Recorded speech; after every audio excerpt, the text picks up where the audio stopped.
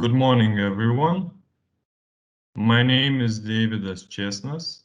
I am from the Ministry of Environment of the Republic of Lithuania.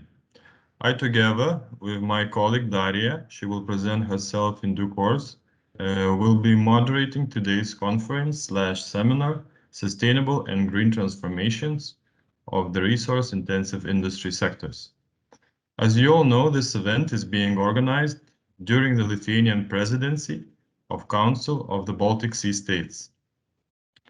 So I'm very delighted to give the welcoming word to the Vice Minister of Environment of the Republic of Lithuania, Ms. Raminta Radavičienė. Please, the floor is yours.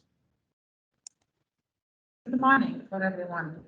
Let me congratulate everyone who has joined this seminar under the Lithuania's chairmanship of CBSS. Joyful occasion once again to talk about the topics and issues that are gaining momentum. The Lithuanian government is making changes. We are talking about much more ambitious goals, which we will be only able to achieve together with the public and other stakeholders.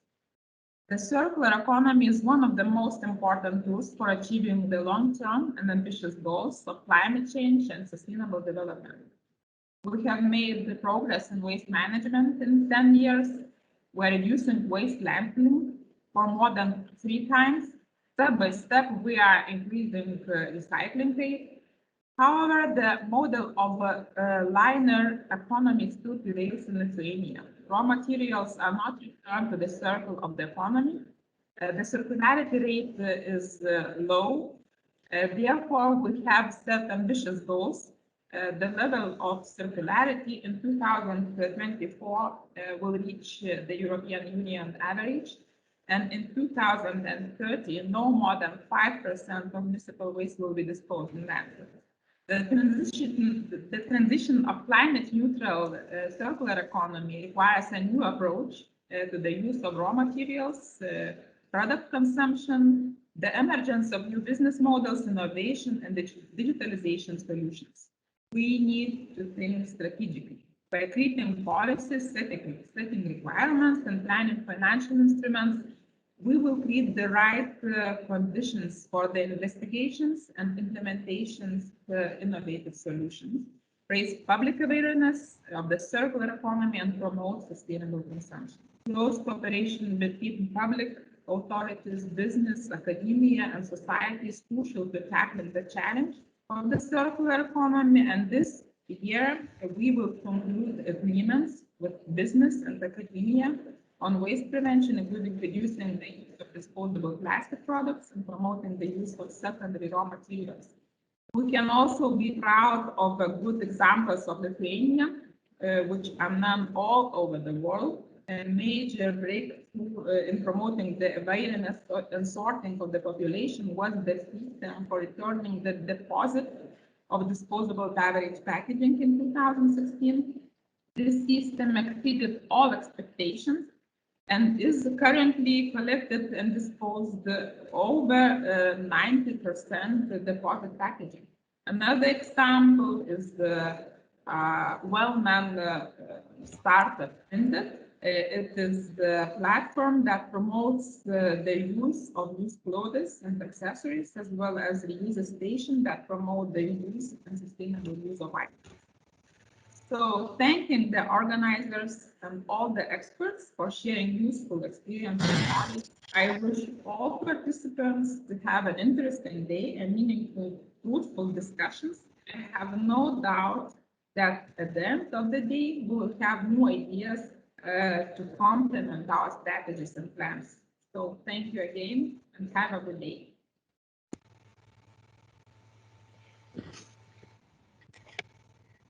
Thank you very much, Raminta Radavičienė, for this inspiring welcome speech.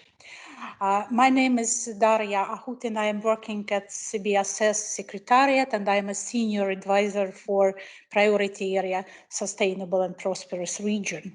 And as it was mentioned by Davidas, I will be co-moderator of the conference today.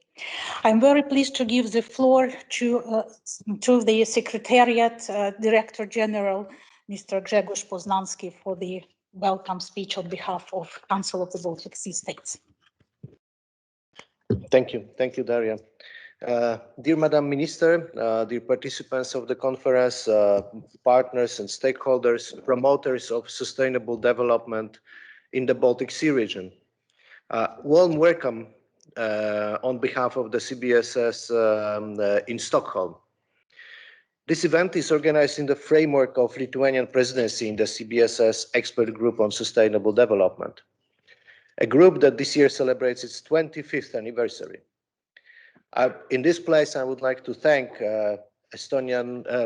Lithuanian Ministry of Environment that was chairing the work of the expert group this year for very ambitious presidency and very fruitful cooperation. Ačiū labai.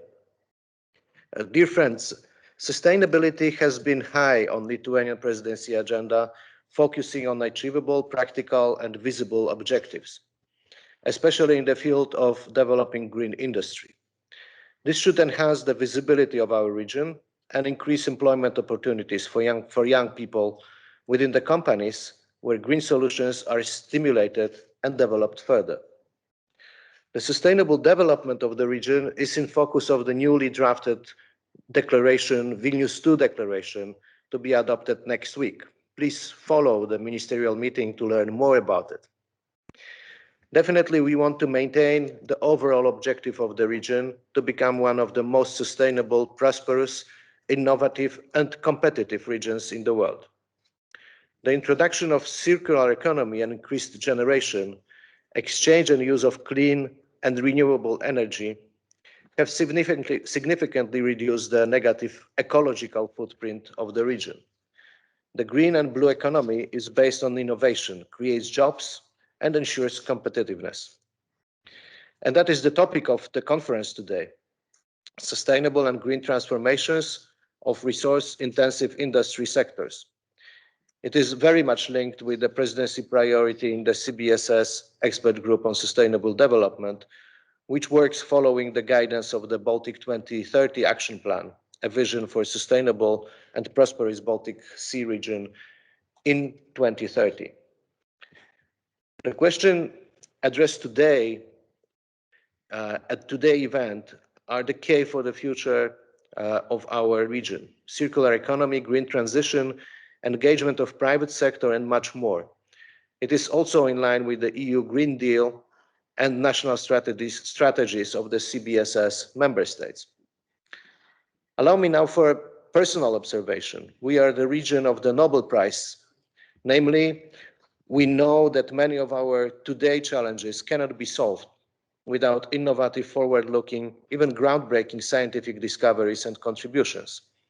In the CBSS, we try to achieve that not only through arrangements like the Baltic Science Network, but also by facilitating dialogue with scientific experts within the CBS expert groups. More than ever, we need science-based solutions and policies. As you can see from today's conference, I'm very happy to see many representatives of the scientific field participating in that conference, and you can count that we will be supporting that approach in the future. The conference today offers an excellent opportunity for all of us to share good practices from our region, to discuss opportunities, challenges, and solutions, and foster cooperation among neighboring countries. I wish you all inspiring event and fruitful discussions for the sake of sustainable prosperity and development of our common Baltic Sea region. Thank you very much for your attention. Thank you, Ms. Raminta Radavičienė and Mr. Grzegorz Poznański for your inspiring and welcoming words. Let's begin our first session, which emphasizes on a green transformation as a key in economy recovery. I am very honored to present the first speaker, Professor Jurgis Staniškis from Kaunas University of Technology. He has a long history of working on sustainable development issues and cooperating with governments and international institutions. Please, Professor, the floor is yours.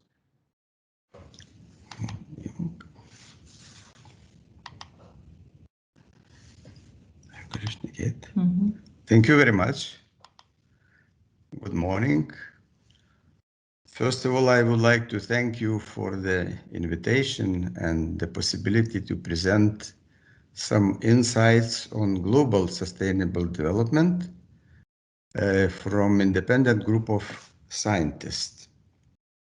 Our goal was a 2030 agenda and 17 sustainable development goals, and few words about history.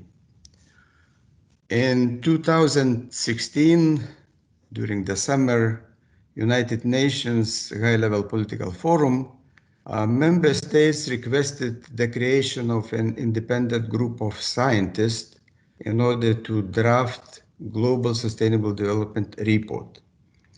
15 experts from the globe were selected by United Nations, and the group was appointed personally by General Secretary at the very end of 2016. Our work of group was very much supported by task team, by United Nations Secretariat, UNESCO, UNEP, UNDP, UNTACT, and World Bank.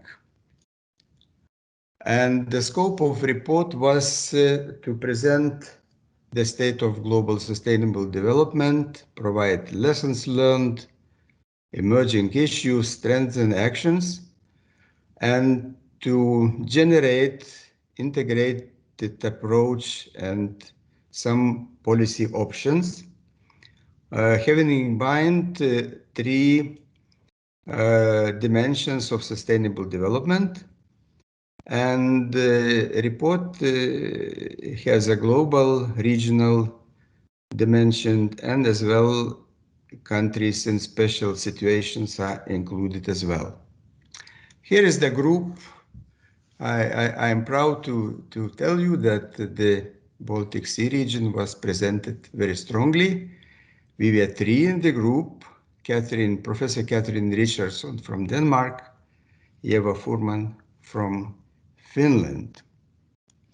Here is the report, which was firstly presented in 2019 for High-Level Political Forum, and then to the General Assembly in September, 24-25 of September, was discussion on the main issues of this Global Sustainable Development Report. We are proud that during the discussion, there were 74 speakers as a main leaders of the countries, and all of them were quite positive. So what we did, first of all, we changed a little bit the sustainable development definition in order to make it more operational. And now it sounds like sustainable development should be pursued in the spirit of finding pathways that enable a good life for all, leaving no one behind, while safeguarding the environment for the future generations and ensuring planetary justice. So what are the main insights? I'm not going to tell about all insights, just I was selected only those issues which I'm mostly interested for this workshop. So first of all, what we stated, that the world is not on track for achieving most of the 169 targets and goals, especially inequalities, climate change, biodiversity loss, waste from human activity are developing in wrong direction. This is alarming. Second, indicators and monitoring, out of 232 well-defined, only 104, and no monitoring for 88, under development 34, 6 multiple tires.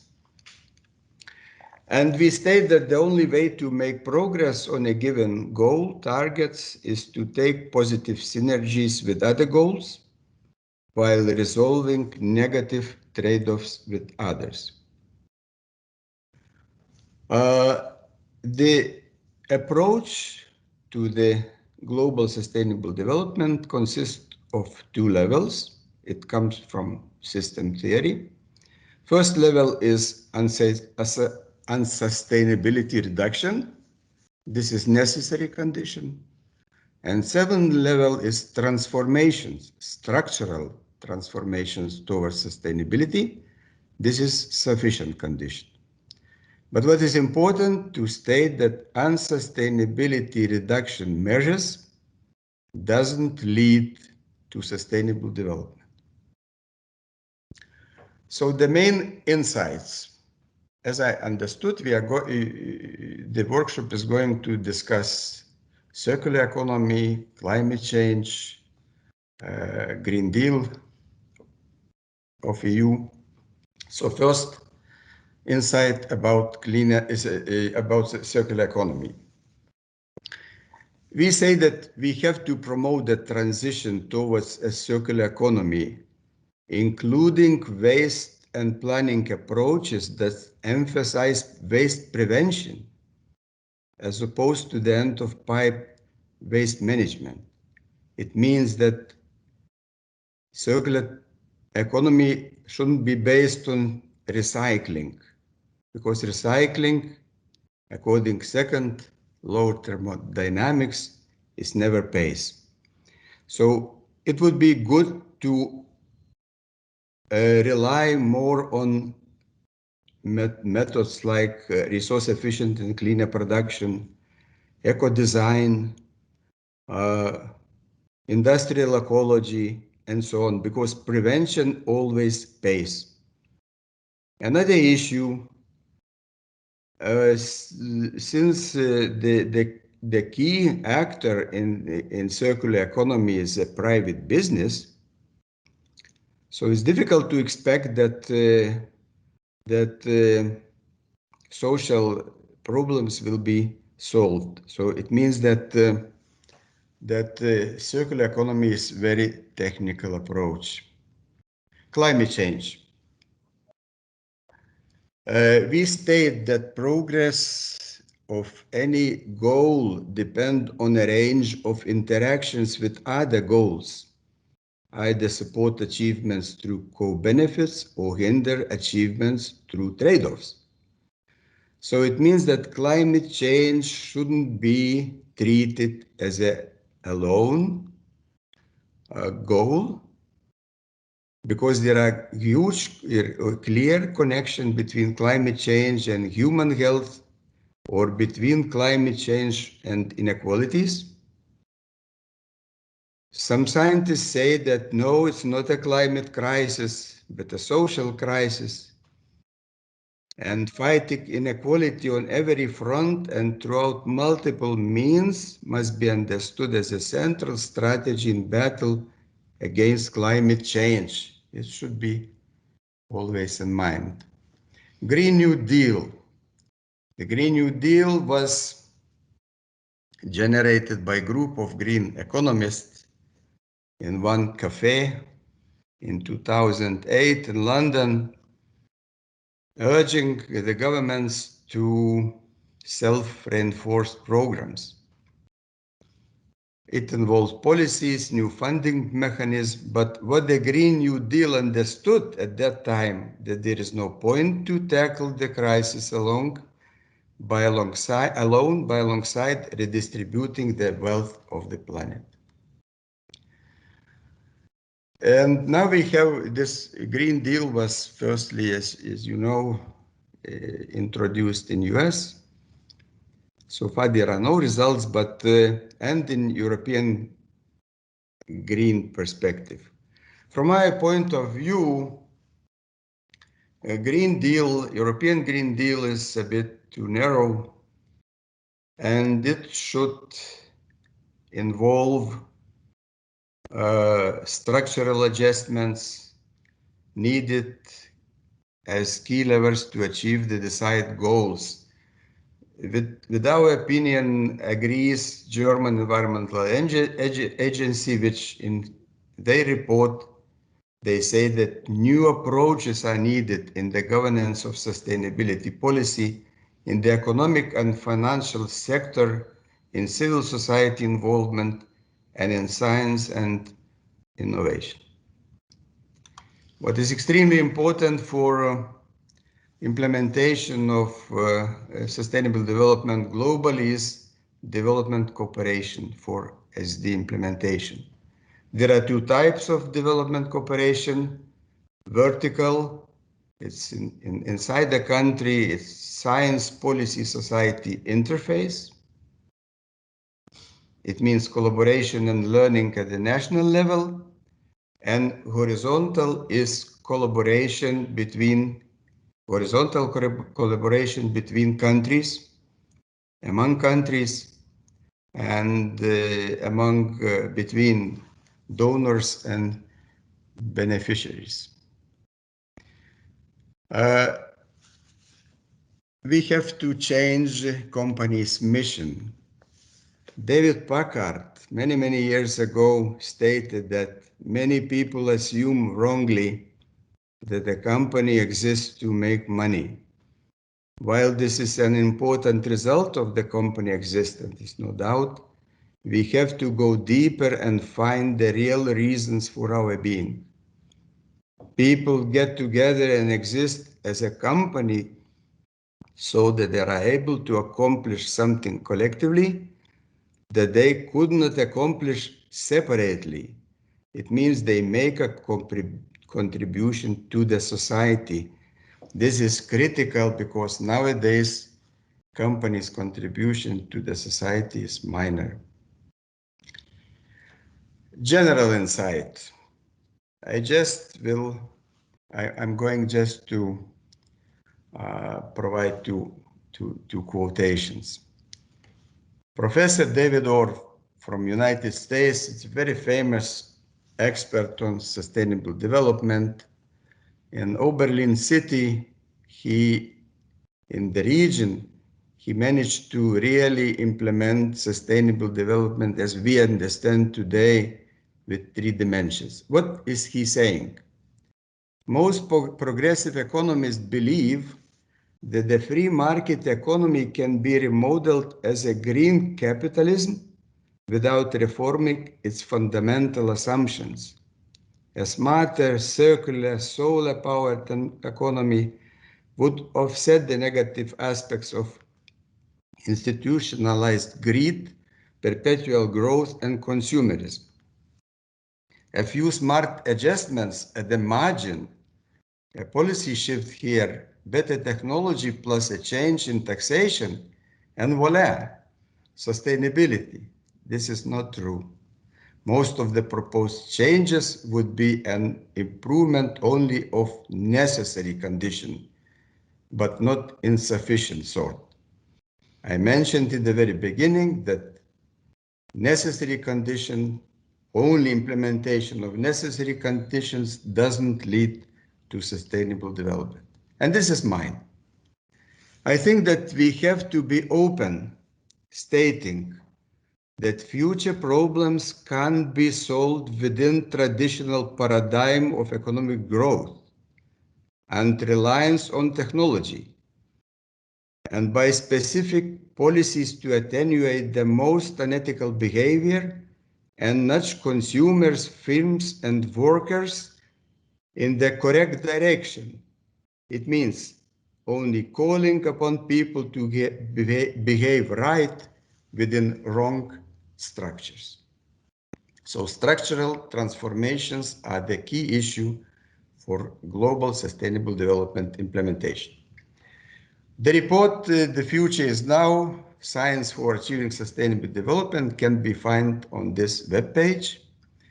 It's published in many languages, in all official UN languages and in some national languages. And this report is talking about science policy interfaces, mainly political report. I just finished with my colleagues a book. It's going behind the SDR report, which was not included in the report because it was maybe too much. We call it Transformation of Business Organization Towards Sustainability Systems Approach. The book is ready for publication and hope that Springer will manage to publish this book at the end of this year. Thank you very much for your attention. I was urged to finish before 11:30. Now it's 11:29.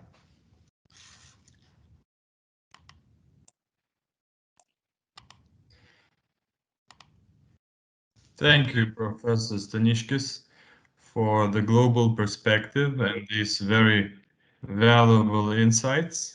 If someone has any question, please write them into our Teams chat. And if we have some time at the end of the session, we will try to take them. Otherwise, we will have some dedicated time for the discussions at the end of the conference.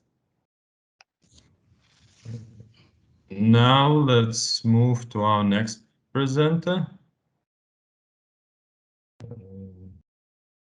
Because we are very keen on hearing about the European policies concerning circular economy and green growth, I'm extremely delighted to give the word to the representative of European Commission, Mr. Kęstutis Sadauskas. I hope he is already logged in, just to make sure. Hi, Kęstutis, are you with us? Yes, I am with you. Can you hear me? Yes, perfectly. I hope you can see me as well. I switched on my camera. Yes, great. The floor is yours. Okay, thank you very much for the invitation, for the topic. Really great one. And let me start by saying that circular economy and green growth are really fundamentally linked. Because meeting our climate target goals, for example, would not be possible without a fundamental change in our economic practices. In other words, without a transition to a circular economy. And I will explain why, but for the moment I will add that it takes 25 years, the whole generation, to transform an industrial sector and all its value chains. And if we are to be climate ready and grow sustainably by 2050, the time for action therefore is now. Now, scientific evidence is clear every day on how profoundly the consequences of unrestrained climate change and biodiversity loss will affect all of us, our well-being, our prosperity. And we're facing many planetary challenges. The latest UN emissions gap report finds that the world is still heading for a catastrophic temperature rise above 3 centigrade degrees this century. And that is far beyond the goals of the Paris Agreement. Climate change, biodiversity loss, pollution, excessive use of resources are global emergencies. And I would like to particularly zoom in into the latter one, the excessive resource use. This is where the figures are really worrying. For example, from 70s to 2017, the annual growth extraction of materials tripled, and it continues to grow. The annual waste generation is set to increase by 70% by 2050. More than 90% of biodiversity loss and water stress comes from resource extraction and processing, and only 12% of all materials used in Europe's industry come from recycling. So all in all, there is, as we know, only one planet Earth, but by 2050, the world will be consuming as if we had 3. And without immediate action, we'll simply not be able to achieve the sustainable goals or objectives of the climate agreement, of the Paris Agreement. At the European Union level, we are determined to take this action. We are committed to green transition that fosters the continued economic growth and leaves no one behind. And we also believe that we have a unique chance with the recovery from the COVID crisis to fundamentally rethink our policies and to make them, to bring them in line with the Green Deal objectives, to build back together and to ensure that we move to clean, climate neutral and regenerative economic model. Under the current Commission, all our policies are indeed built around European Green Deal, and it is our compass for green recovery from the COVID-19 crisis.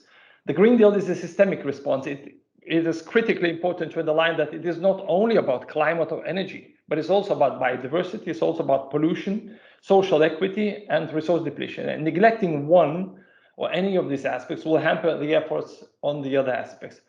Much already has been done on the Green Deal. For example, Europe has agreed in principle on the climate law, which sets its path on the climate neutrality by 2050. We have published a new circular economy action plan, biodiversity strategy, farm to fork strategy, chemical sustainability strategy, and more recently, the zero pollution action plan. Now, these are the building blocks of the Green Deal for environment, and with these, I think the strategies have the complete picture. In this way, we are also rejecting business as usual approach, which is very often chosen in times of crisis. But we need to bear in mind that Green Deal is also our growth strategy that aims to bring economy and industry with it. It recognizes that there is a significant, big potential for our markets to thrive in the green transition. How can we help them to do so? One example is circular economy. The circular economy can create economic activity, jobs, attract investments, while also reducing the use of virgin materials. It means relying more on what we have by keeping products, components, materials at the highest utility and value for as long as possible, including by making them more durable, repairable, reusable, recyclable, and recycled. This in turn would mean increased energy and resource efficiency and much less waste pollution. 45 to 50% of all global greenhouse gas emissions are related to extraction and processing of materials. So the circular economy has the potential to contribute to global climate goals. And what about industry? The business case is just as clear. Applying circular economy principles across the EU economy has the potential to increase EU GDP and create jobs. It's a win-win scenario for businesses and environment. Let's look at it from the individual business perspective. For example, circular economy means substantial net saving of materials. Why is that so? EU manufacturing firms currently spend on average of 40% of their revenues on their spending on materials. A more circular approach, which uses less virgin material, more recycled content with increased profits, protect them from fluctuating raw material prices, and bring security by reducing dependence on complex supply chains that are potentially subject also to geopolitical disruption.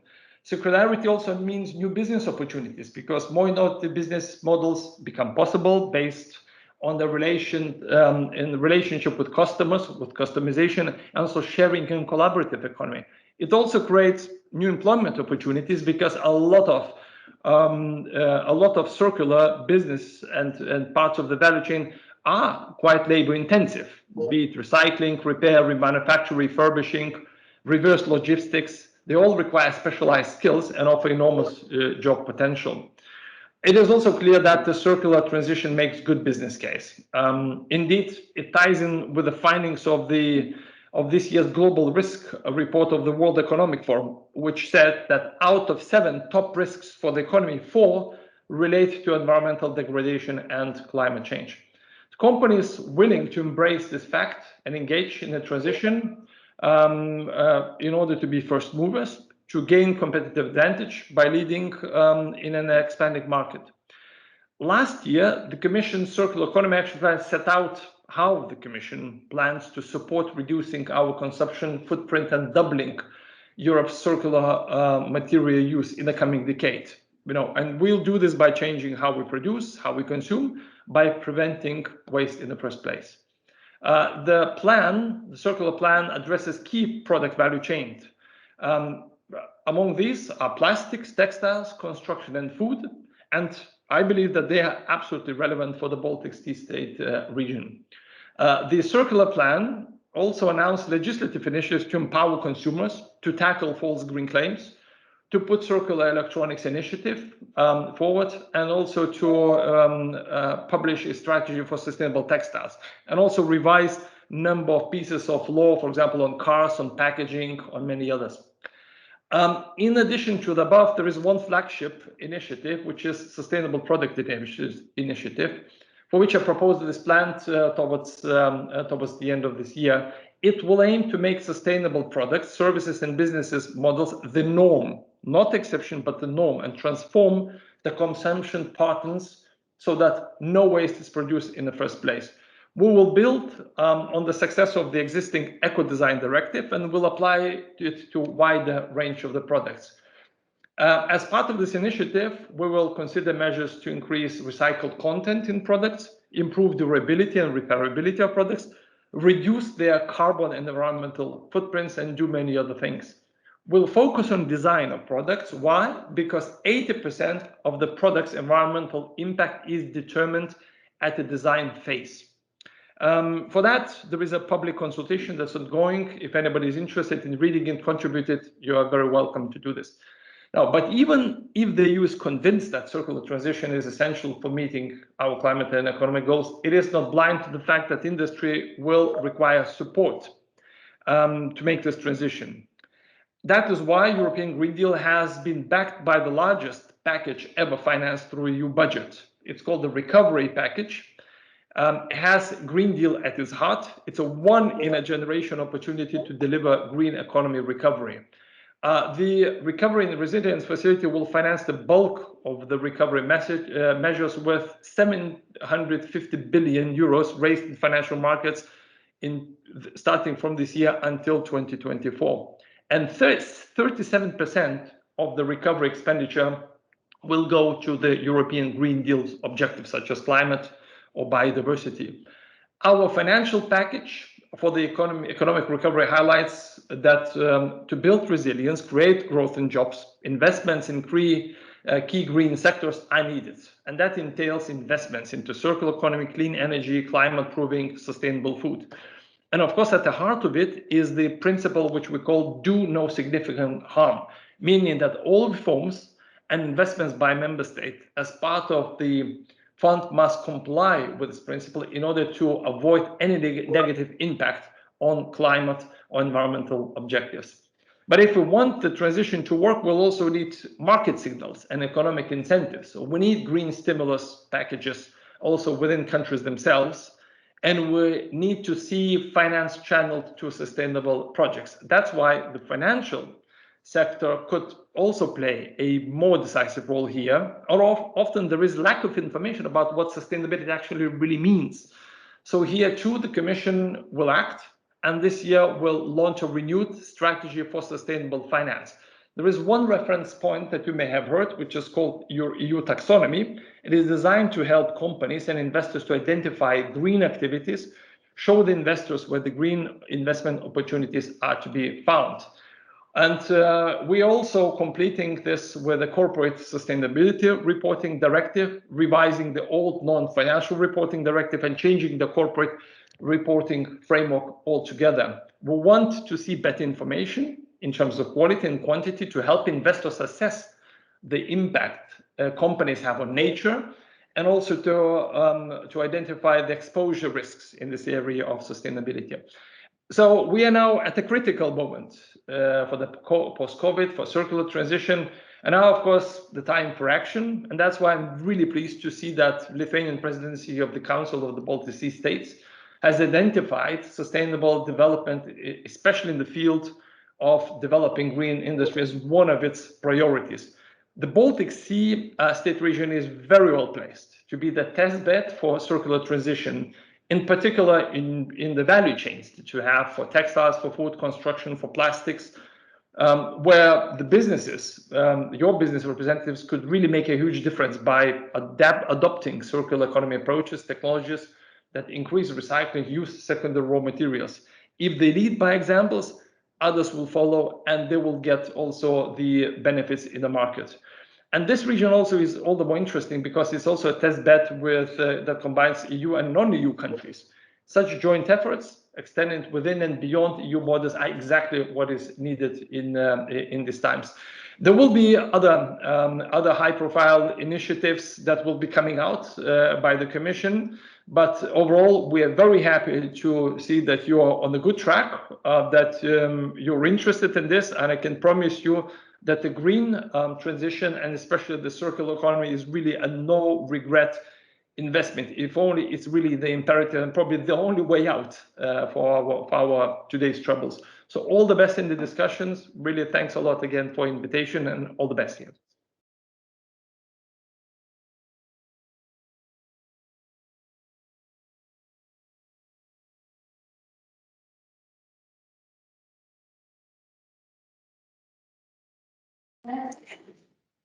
Thank you very much, Mr. Kęstutis Sadauskas, for this very inspiring, really keynote speech. I think we have got a very intense start of the conference today. And now we continue discussing policies and initiatives supporting industrial symbiosis development in the Baltic Sea region. And I think the next speaker will share with us a really an excellent practice to share within the whole Baltic Sea region, but also Europe-wide. Since Kalundborg Symbiosis Center in Denmark was established already 2015 and has started to introduce into the practice the concept of green growth, creation of jobs and resource savings. And I'm very happy to give the floor to Per Möller, representing Kalundborg and Project Baltic Industrial Symbiosis. Per, please, the floor is yours. Thank you. I'm just going to share my presentation, but first of all, thank you for inviting me. And I am not only representing the Kalundborg Symbiosis, but the Symbiosis Center Denmark, which is really a program under the public entity, Kalundborg Municipality. But I mean, the municipality is a member of our local symbiosis association. So I mean, we're working close together. So that's why it's a joint story. And that's what it's really about when you talk about industrial symbiosis. I will get back to specifically how we define that, but just say that today's talk, and I have like 10-12 minutes, will be very briefly on how we are actually on our way and how we are actually in the Baltic quite far in the understanding, but also in the activities supported by policies EU-wise, but also Nordic innovation to support that we can actually fund activities to develop and share information, build capacity cross borders in the Baltic. It's so important, and we have come quite far, as I said. So today's talk will be based on a project initiative, a project that is soon to end, but has produced impressive results, and especially has supported this capacity building across borders. It's called Baltic Industrial Symbiosis, and it's supported by Interreg BSR. So why industrial symbiosis, and what is it? So basically, industrial symbiosis supports all that we just heard from the previous speakers. It is really a way to mobilize industry and couple industry and cities, urban areas, in the efforts to actually go through this green transition, but at the same time, not only save environment and make this sustainable, but actually to be smart in the way we develop, so we can we can keep our businesses in Europe, in the Baltic region. We can develop them, we can attract new ones, and we can develop and design our productions in a way that we can decouple growth from resource consumption. So we can produce the same thing, the same amounts from less resources, or we can actually, if we need to, produce more from less. And that's really the key in circular economy, and industry is so important in this. So it's really a structural transformation that we have realized not only in Canada, but many places, and it's really taking off now in the Baltic region. So it's really cross-sectoral approach that we have in Kalundborg, but it's really what we also support. Doesn't have to be cross-sectoral, but that's where we see the most benefit. So it's really looking at resources as or waste streams as resource streams. So we do not define leftovers as waste. We look at it and we try to redefine it as having a purpose. So really a secondary resource stream that could be used either in your production if you alternate it a bit, so very close to the point of waste, or you could look into symbiosis, so this external partnerships where you then send off your resource streams to a neighboring industry where they can take use of it. And this picture you see here is really just waste to value, where, for instance, water is used 6 to 7 times. So instead of using 7 million cubic meters of water, we use 1 million. So in that way, it's really resource efficiency. And you can see the last blue line going out to the sea in the bottom right. That is about to be reconnected back into the water supply. So that's where we really get a full circular loop. So this is really what it is about. It's strong partnerships, public-private partnerships, public-private innovation, creating smart businesses with all that goes in along with that.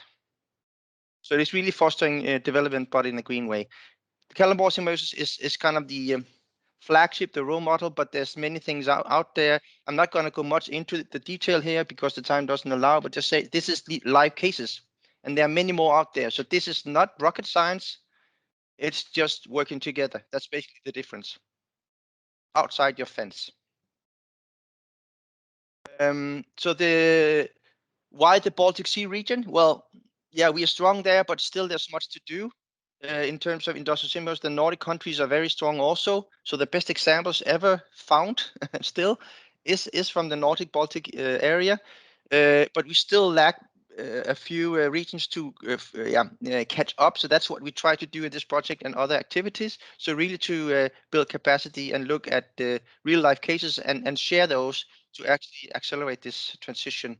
And this project, we have 6 countries, 13 partners, and you can see where they are. We actually also have Russia with us, so St. Petersburg, a really great contributor to this project, and has really gone forward. We're also with Living Lab activities, so it's really important to have Russia with us also, as they are also a big consumer of resources, and they need also to go through this green transition. It's influencing the Baltic Sea region.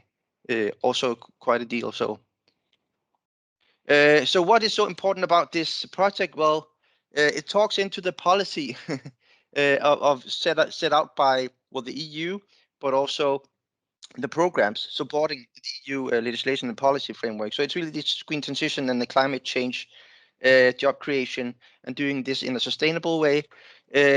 So we look at specific activities to actually support it. So to identify resources that could be reused by screening activities, we try to match these resources and companies up against each other to match them, to find partners and to realize these green business models. We do visit each other when we can. I will go into that to actually meet and see things in real life, because that's really also inspiring and motivating and accelerating the take-home messages and implementation. Executive training programs are really education of facilitators and people in the industry to learn about industrial symbiosis, circular economy, and the green transition, to implement that as a kind of a new DNA string in their company or their local region. And then we have council meetings and a roadshow to actually share our best knowledge also from this project. So not with too much detail, but just said that we started peer-to-peer in Denmark in 2019, and then we were lucky enough to have one in November in Norway, but then it's been really virtual meetings. But I mean, that has also proven to actually be an interesting tool, because it does allow us to meet with people more regularly and more people also from other regions far away, not only the Baltic region, to actually build capacity, share best cases, and the use of videos and discussion forums is possible. So that's just another tool to the toolbox of this green transition collaboration. I mentioned online training. I mentioned the training programs, and we really try to share all that we gather of information through materials and reports. It is available on our homepage and already be taken into use, as I will show in a minute. So this is some of the products. A guide on how municipalities can support the development of industrial symbiosis. So a lot of municipalities are active and could be active. So and an important player in this, of course, public-private partnership. We have cases, generic cases, but also specific cases that could be downloaded and shared. We have made a guide for industrial symbiosis facilitators. So if you're a facilitator in your region or you want to be one, this is a guide for you. Also free to download from our homepage. And then we have a screening tool once you are an educated facilitator, this can be used to actually map and resource streams and identify potentials that should then be matched up again between partners to realize that as a new green business model to drive this transition. So a lot of these activities and products have gained a lot of knowledge, not only within our mature hub, but also between our partners in the Baltic region, Nordic region, and it's really been already taken into as a kind of a supporting tool in our toolbox for emerging and maturing hubs towards a circular economy in these regions. We're using that right now in a project from the Nordic Circular Hubs, where we're building or expanding our network, and should also in due time include the Baltic nations, all of them. Right now it's just the Nordic, but through that project we have actually been able to establish good relations. So we will initiate our national symbiosis network, as you can see on the right down corner. You can see we are the green spot, but just within the last 3 to 5 years, you can see how the map has developed within our small country. So it's not just us, it's really happening out there. Some of them need a lot of facilitation, but we are many now to support them. And then, of course, we have global initiatives and projects like the Nordic Circular Hubs I just mentioned about. So a lot of practitioners out there have helped now to gain information and build capacity, and we invite all in to get in contact with us and our network to accelerate this and empower this transition that really supports what we need to do in order to live and work and create smart in a sustainable way. So thank you for your attention. I hope I didn't go too much over time. I will not be able to join you in the afternoon, but get back to me if you have questions, and then I will be happy to facilitate any contacts. Thank you very much, Per Möller, and your presentation is a really very good follow-up of the speech from Kęstutis Sadauskas, who mentioned that Baltic Sea region is an excellent place to be a test bed, and also that it's important to work together, both EU and non-EU countries in Europe, and the Baltic industrial symbiosis is very much about all these issues. Thank you very much. But we stay in Northern Europe, and another Nordic country, Norway, will take a floor soon. And I would like just to make some preamble that the floor now will go to City Council of Kristiansand, which is a member of the Union of the Baltic Cities, and its Commission on Sustainable Cities provides a huge contribution at local and regional level to sustainability of the entire region.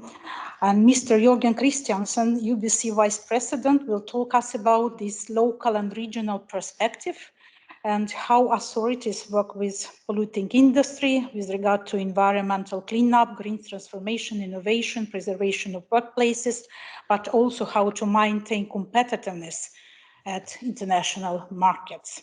So please, Jurgen Christensen, the floor is yours.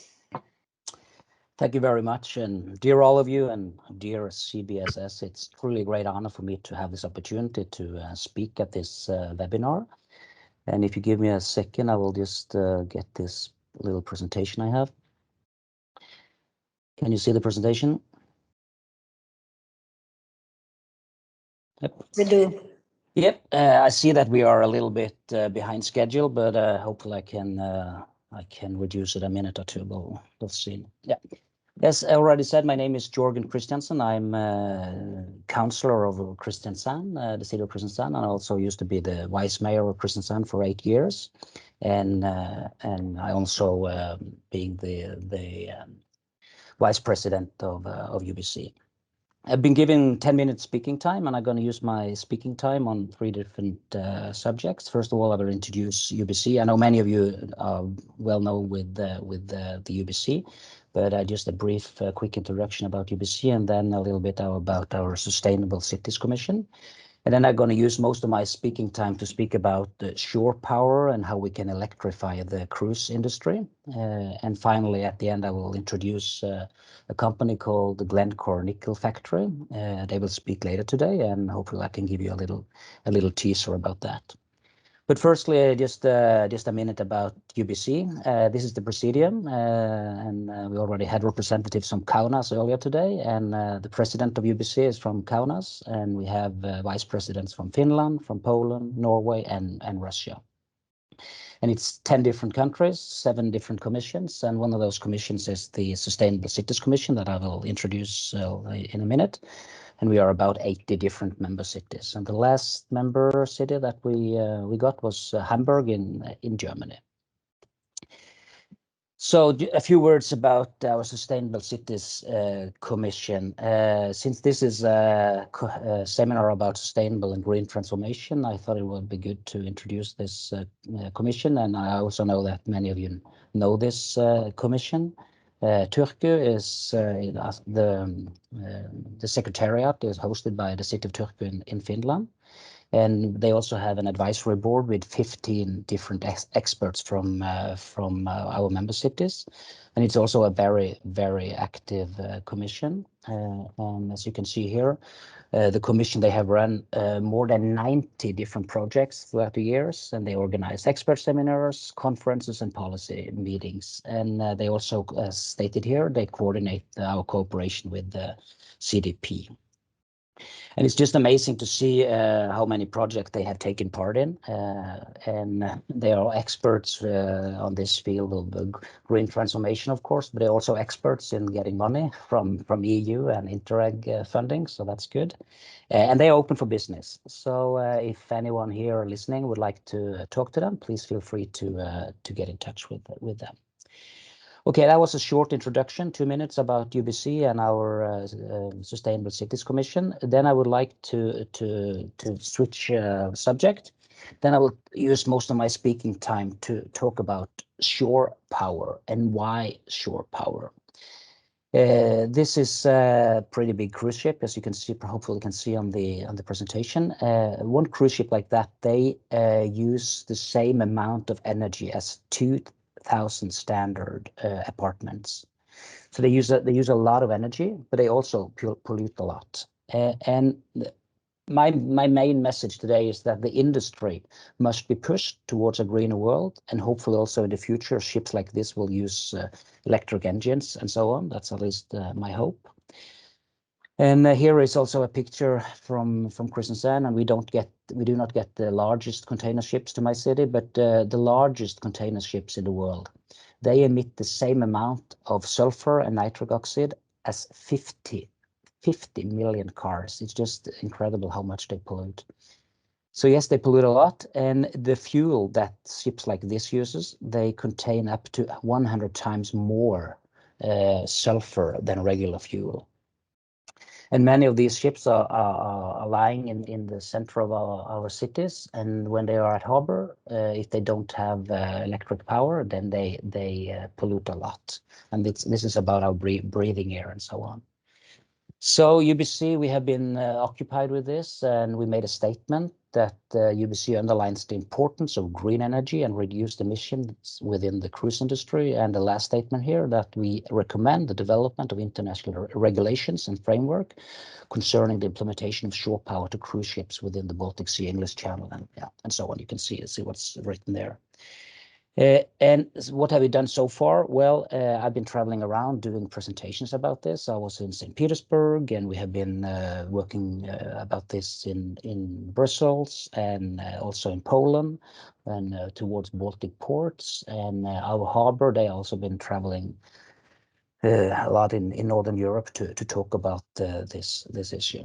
And Christensen, we were pretty early on this. So in 2014, we were second in Norway to supply shore power to ferries. And in 2018, we were first in Norway and second in Europe to offer shore power to the cruise industry.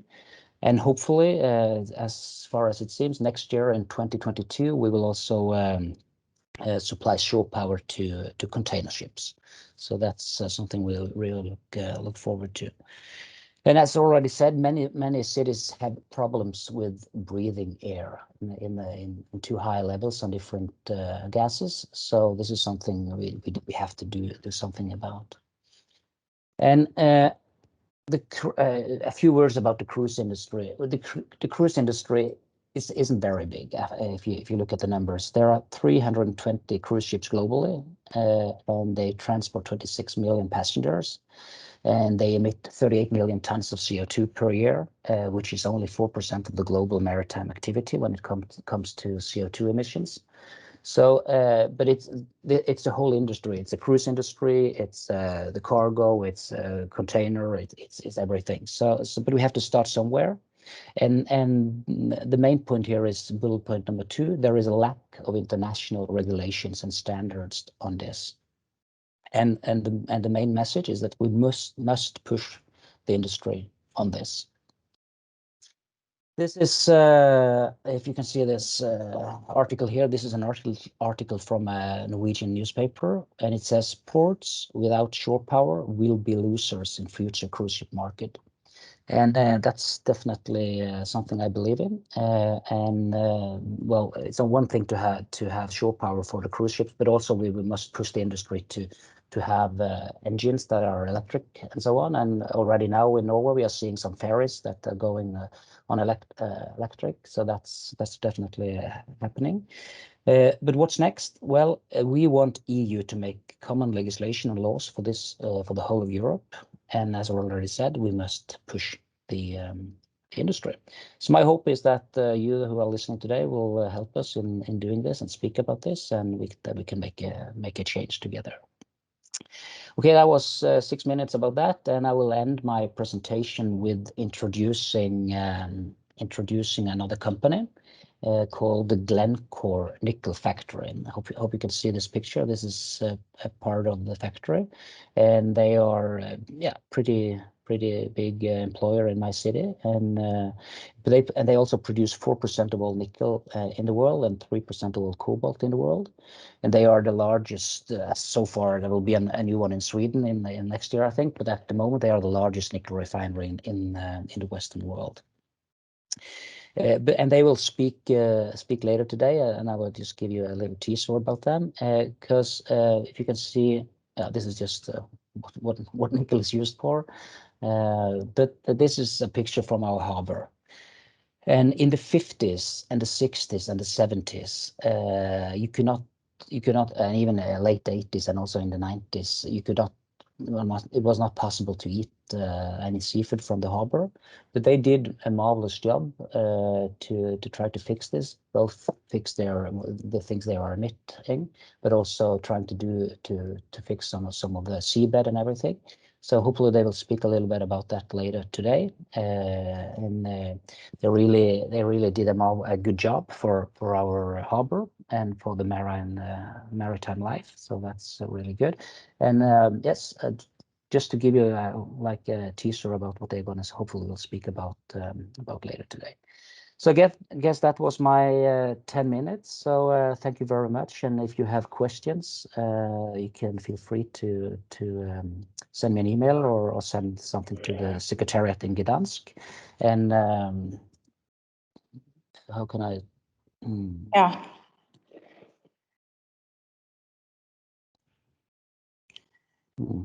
Can you? I just to. Oh, there you are. Good. That's fine. So I think that concludes my presentation. Unfortunately, I also have to leave because we have an outbreak of COVID-19 in my city, so I have to deal with that with the city council. But I can maybe I can stay a little bit longer, and then I have to leave before the end. Okay. Thank you very much. Thank you very much, Jurgen Christensen, and part of your presentation dedicated to maritime affairs just brings me to another CBSS expert group on sustainable maritime economy, which focuses on clean shipping and shore power generation. So it's very much, but it's only good because here we see really this holistic approach when we are talking about sustainable economy and green transitions. Thank you very much for your presentation. Thank you.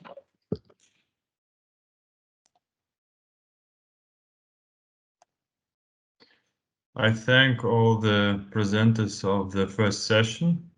And as the time flies fast, so let's move to the second session of our conference.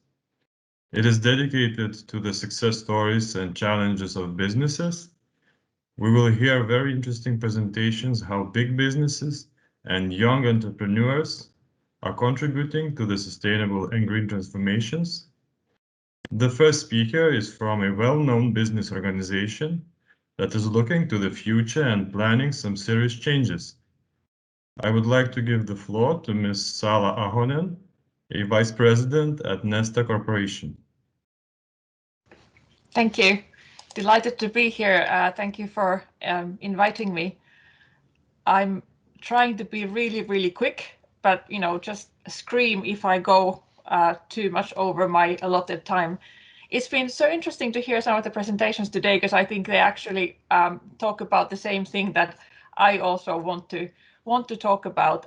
Just very quickly on Neste. So a lot of you may know Neste as an oil refining company.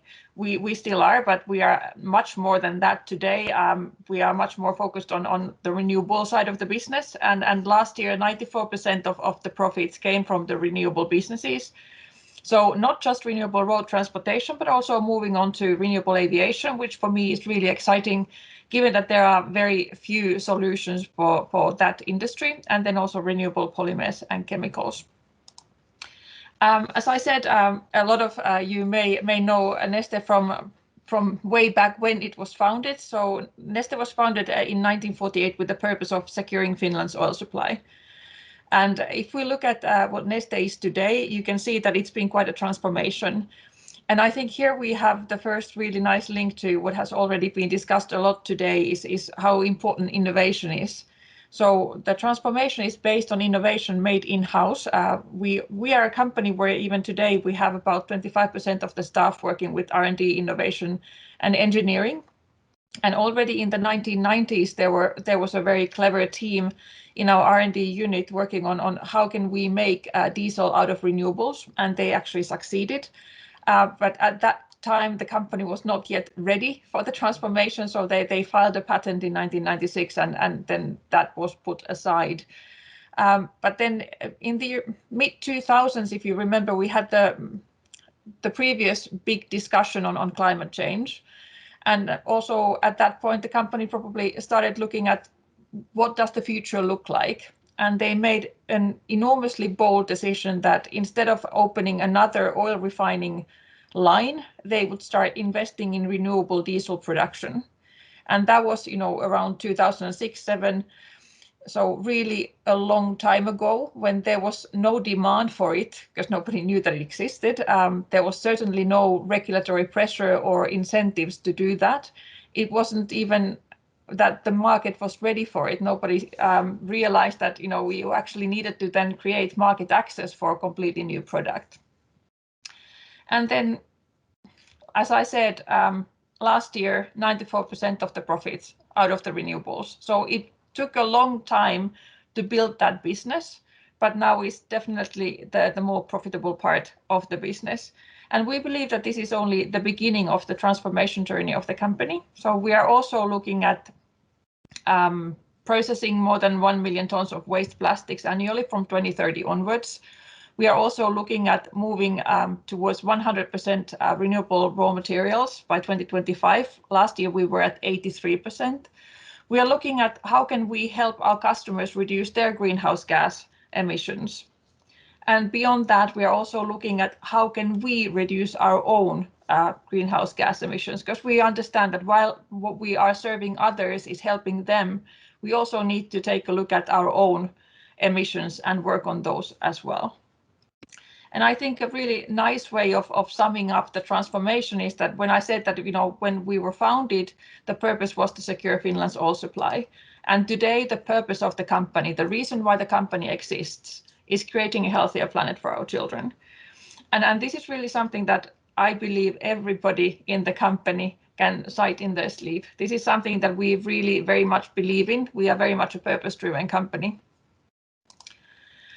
This has also been recognized by others. So we've had a lot of very nice recognitions, but one of them that I like the best is from Harvard Business Review, where they have noticed the massive transformation the company has done, and it's listed as one of the top 20 business transformations of the last decade. And this is definitely something that nobody can do on their own. So obviously we needed to have the right kind of partners that we are then working together with. And this brings me to another point that has been made today already. One of my favorite points is sort of, how do you build that ecosystem? How do you find the right partners? What is the role of a company? How do you take that role in a society if we're thinking about solving some of the world's biggest problems? So we also need to understand how can we have an active role in bringing these solutions forward, and who should we be working with so that we actually are then helping to move forward. And we really believe that it's about trust. Finding a way to create such trust between different actors in the value chain that we are able to move forward with some of these good ideas. And it's clear that we need this, not just an innovation ecosystem, but a sustainable innovation ecosystem. Although for me, innovation is always also about sustainability, or it's not really an innovation. We need to work together with the public sector. We need to work together with policymakers. We need to work together with customers, with suppliers, with NGOs. So this is definitely something where we need to understand who has a role to play in the value chain. How can we take that forward? It was also nice to see how the frame that we also use, the UN Sustainable Development Goals, has already been introduced today. And we've also taken a really good look at what does it mean for us and where can we have the biggest contribution. So we've actually come up with these 6 SDGs that are those where Neste plays a big role, or where we can see that we have an impact. My personal favorite is number 17, so partnerships for the goals, and you already heard all of my explanations why. Now I think I'm getting stuck. I don't know what's happening. Oh, now you should see it again, I hope. Well, like I said, when they made the discovery, the innovation that you can actually make diesel out of renewables, the world was not yet ready. But now the world has moved along significantly. And I have to say that ever since the IPCC report at the end of 2018, there's been a really rapid change in how seriously climate change is taken, not just by countries or policymakers, but also by companies. And then looking at all these youth movements and consumer movements, and also looking at what investors are now saying, I think it's becoming more and more clear that this time this trend is not going to go away, but really it is something that is transforming everything that we do. And just a few examples of investors and how they are really looking at climate as a critical feature on where they are putting their money. There are investors that are dropping companies when they don't believe that they take climate change seriously enough. There is a lot of reason to believe that it will become more difficult to get money for different things where you haven't really considered sustainability. And especially now it has been about climate change, but I believe this is going to be expanding into other sustainability topics, such as biodiversity. So just looking at, we've just, hopefully coming out of this pandemic, and then there were some people thinking that will this big focus on climate survive the pandemic? Yes, it absolutely has. Climate is still on top of everybody's agenda. If we look at, for example, then carbon price, for example, the EU ETS price, we've seen record high prices this year. It was around 20 euros last year, and now it's been over 50. So one more indication on how clearly we can see that the change in the business environment as well. So we've seen the Paris Agreement, and then how different countries are now moving forward to make sure that they are actually meeting the targets. But more than just that, there are also now, for example, companies looking at how can we make our businesses more aligned with the Paris Agreement. And that's what we've done as well. So we've been looking at how can we make sure that we are not only offering solutions for some of our customers or all of our customers on how they can help, how they can lower their emissions, but we can also look at how quickly do we need to reduce our own emissions so that we can also say that our own activities are aligned with the Paris Agreement. And then we've made these 2 climate commitments, and we came out with these climate commitments on the 12th of March last year, which was the day when the world closed down. And I've been so annoyed that, you know, I think we should have been more vocal about what it is that we are doing. But actually, I've been really happy to notice that even amidst all of this chaos, this is something that the company remains very committed to. So these 2 climate commitments, they are actually part of our strategy. So they are actually one of the strategic priorities of the company.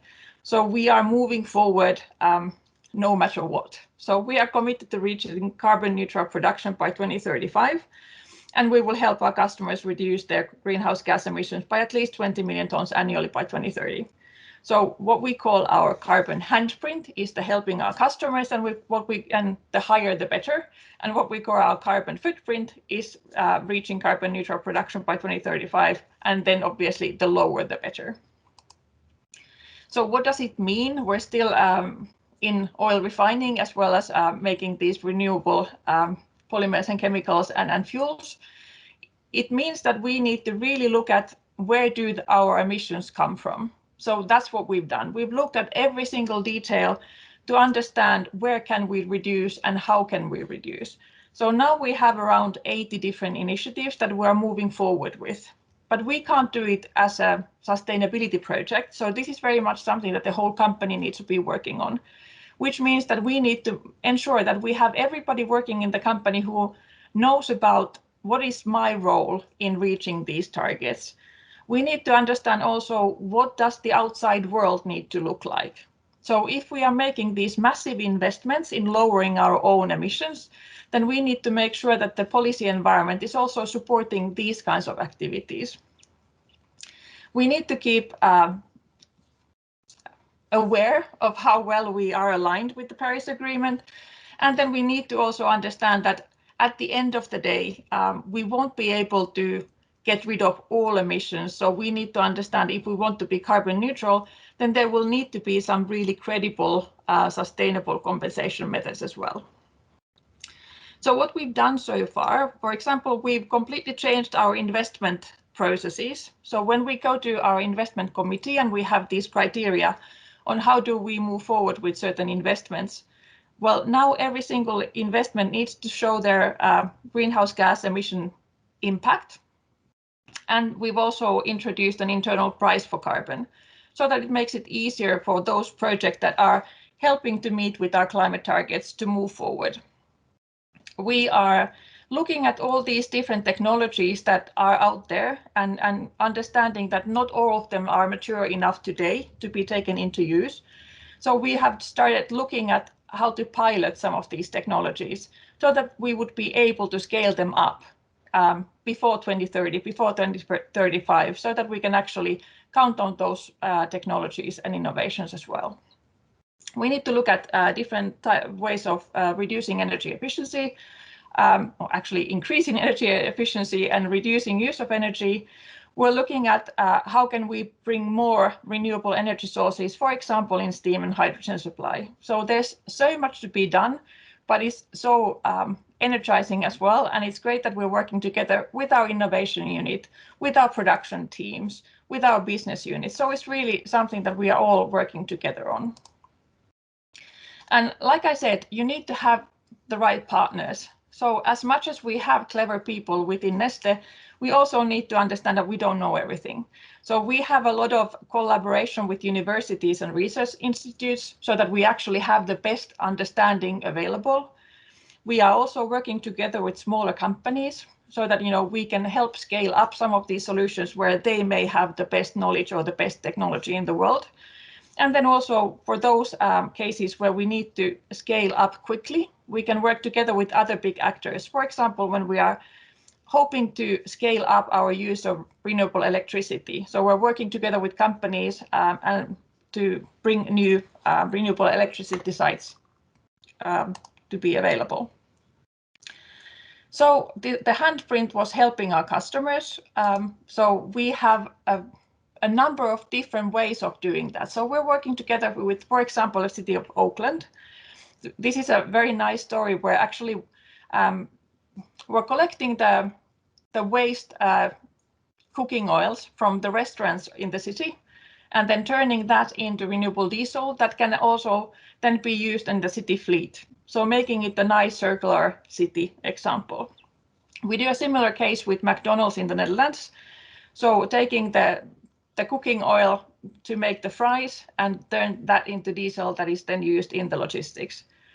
And then when we were publishing our own climate commitments, we also wanted to show our own people that we're practicing what we preach. So we made the decision to start using our sustainable aviation fuel for our business travel. And yes, again, we haven't been flying that much since we published that, but we have now made the first batch available for Finnair and some other airlines so that when we start flying again, we can do that sustainably.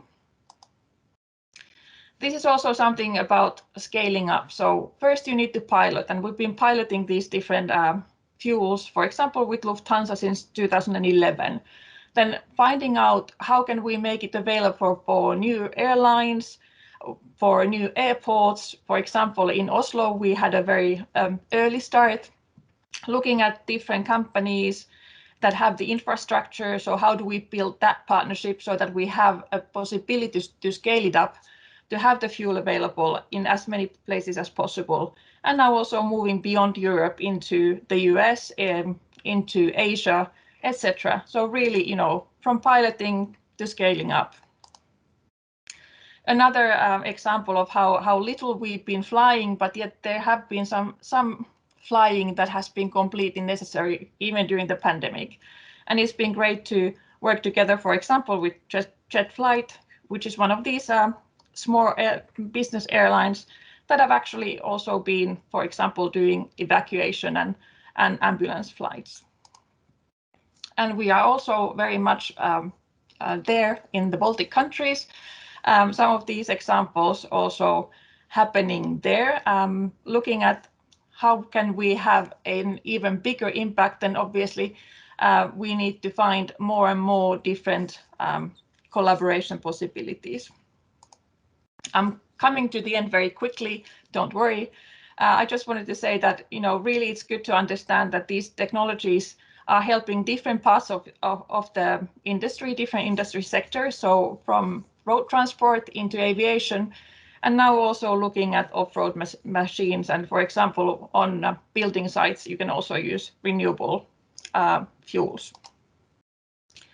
We've grown from a very, very small start. So having it available, the renewable solution available on very few selected sites, then slowly building awareness, finding new partners and make it more scalable. This is really important because we need to have all these good sustainable solutions available as quickly as possible. This is one of them. This is not the only one of them, but this is something that doesn't need any other changes in your fleet, for example. Just start using it straight away. What the world really needs is breakthrough thinking. So really, we may have the nicest, best ideas and innovations in the world, but if we're not able to scale them up, then we will not be able to reach that breakthrough corner. And this is really important. I don't think any actor alone can actually reach that, making that massive leap into having a positive effect on the society, on the world. And that's why what I started with, having those innovations, finding those right partners, being able to build that trust so that we can work together to have that actual breakthrough. So this is where I want to end up. We need to make sure that we are able to scale up the renewable and circular solutions. We need to understand that there needs to be more innovation. That doesn't happen alone, but we need to have proper collaboration between universities, between different companies, between different organizations, really understanding also what is the role companies or what is the role of universities, what is the role of policymakers, and how can we join forces in solving these problems so that we all can benefit from them. Thank you.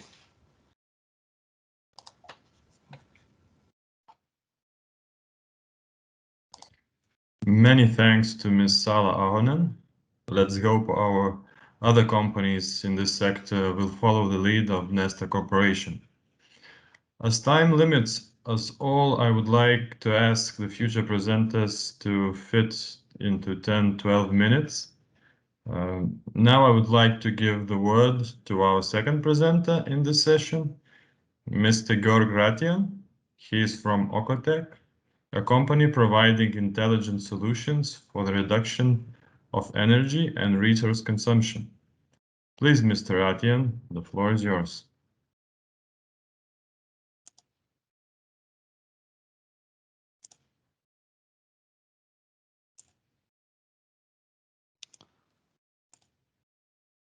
So hello together. Can you see me and the presentation? Yes. Yeah, perfect. So thank you very much for the invitation to this conference. I would like to start right up in order to save time. Today I want to present to you one of our projects. It's the climate protection campaign for the German food and drink industries. It's basically an information campaign which addresses possible measures that companies of the food and drink industry can do to protect the climate and save CO2 emissions. And if you don't believe in the sense of saving CO2 emissions, you could also call it saving natural resources or protect the creation or whatever. There are many good reasons to look at this topic and to save energy. So this at the beginning, and before I go into detail on this particular project, I want to introduce our company just very quickly.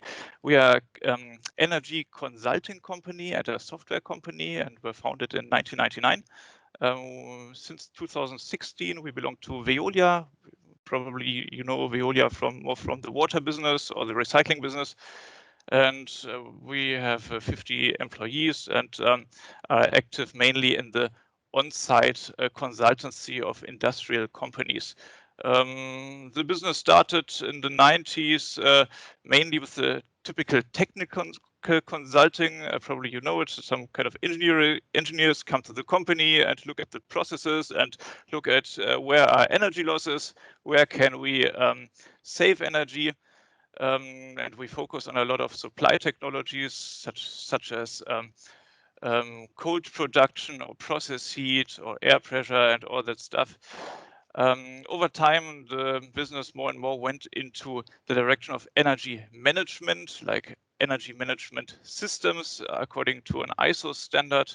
So the technical consultancy developed more and more also into a management consultancy. Apart from that, I would call it classic energy consulting business.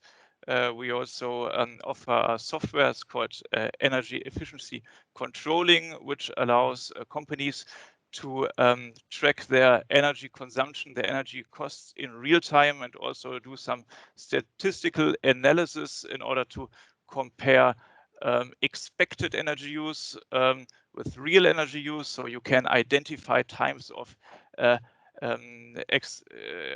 too high energy consumption and react to it. Energy is also a little bit like the pulse of a machine. You can see if a machine is healthy when the energy consumption is as expected. So there are many benefits also in the direction to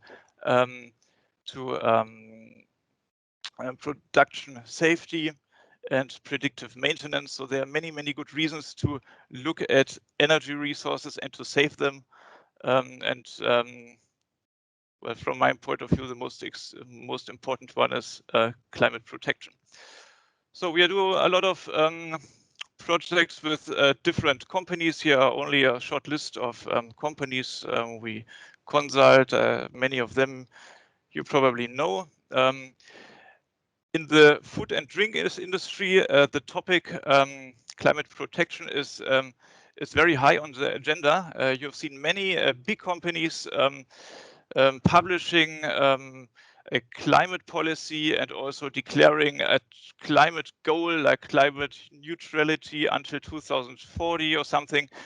Really big names declared that goal in the past years and months. So I believe this topic is going more and more to the agenda also of the big business companies, and I'm pretty optimistic that that this will also lead to a new dynamic of climate protection.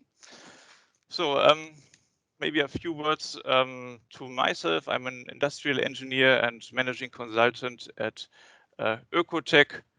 And I would like to present to you one special project. It's the climate protection campaign of the German Federation of the Food and Drink Industry.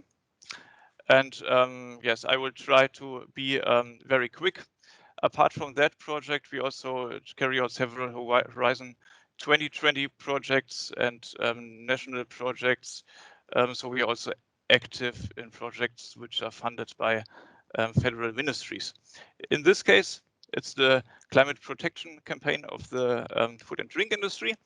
It is funded by the Federal Ministry for the Environment. So, of course, they have a high ambition to protect the climate. And bluntly spoken, this is where the resources come from that we need for the campaign. But you also see a lot of other logos. A very important one is from the BVE. It's the Business Association of the Food and Drink Industry. If you want to do an information campaign, you want to reach out to many, many companies because you want to spread the information in the world of the food and drink industry, and who has better contacts into the companies than the associations.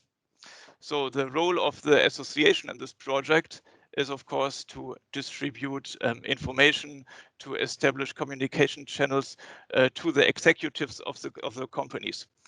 Our role in this project is, of course, to take care of the content, to develop online seminars, to consult the companies. So we are taking care of high quality products, high quality information material, and the association distributes that material among the companies.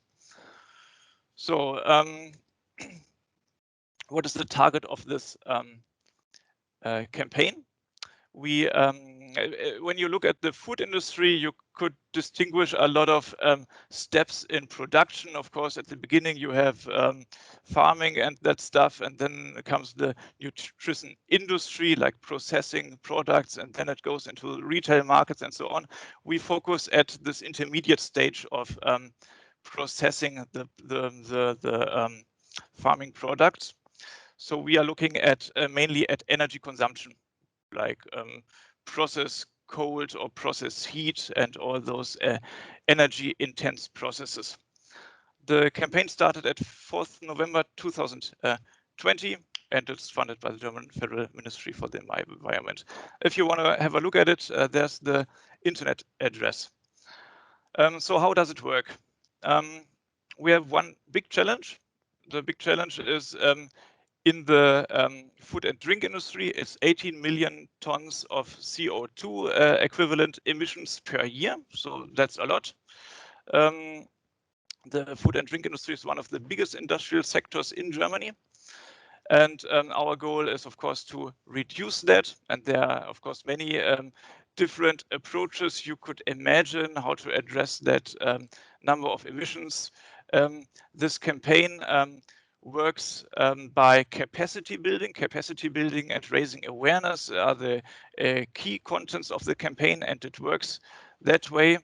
And this, if you look at this first box, this is mainly the task of the association, because the association has the contact to the companies. They at first raise awareness among the executives, so they have their mailings and their personal contacts, and they say, hey, we have this climate protection campaign, and we have a lot of online seminars and tools that support your engineers when they develop energy saving measures. So the executives in the companies tell their engineers, hey, they take part in those online seminars, you will learn a lot, there's interesting information. So they then take part in our online seminars and also energy efficiency networks and so on. And then they learn about efficient ways to produce their products. When they have done so, they hopefully developed climate protection measures, energy efficiency measures, such as adjusting temperature levels of the cold network supply and so on.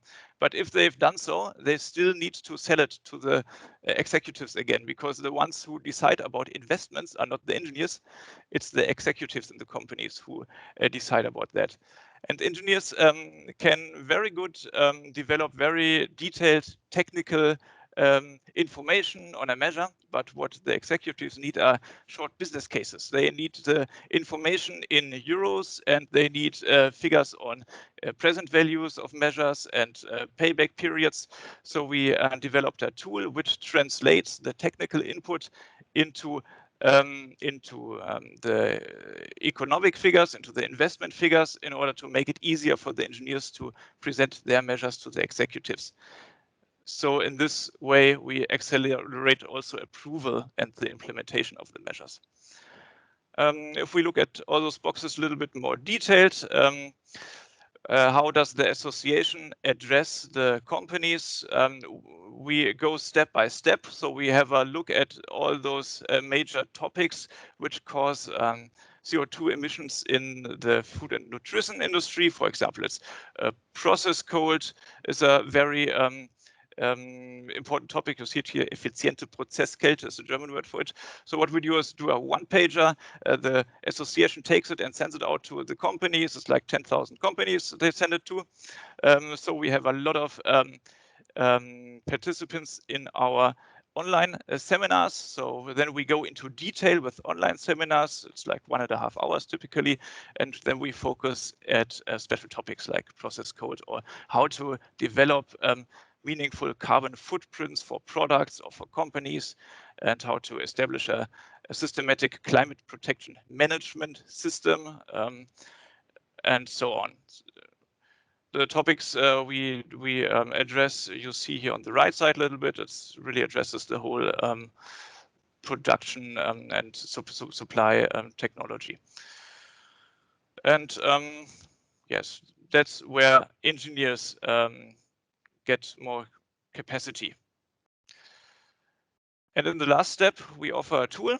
It's we call it a business case generator, because you can very quickly generate investment evaluations in form of business cases. You see cash flow charts and all those indicators you need to sell the measure to the executives. You can save the measures, you can load them, and which is nice about it is also it automatically considers funding opportunities in Germany. In Germany, there are a lot of funding schemes for energy efficiency measures. So when this calculator evaluates like the internal rate of revenue, it already considers funding possibilities companies can apply, making the indicators better, and thus increasing the chance that the companies will really carry out that measure. So far, we have a very good attention in the industry. We had in our online seminars around 80 participants in average. We needed to get more licenses from our webinar software to deal with the many participants, so that all of them can take part. The kickoff of the campaign was end of last year, so it's a pretty fresh project, and it will end end of 2022.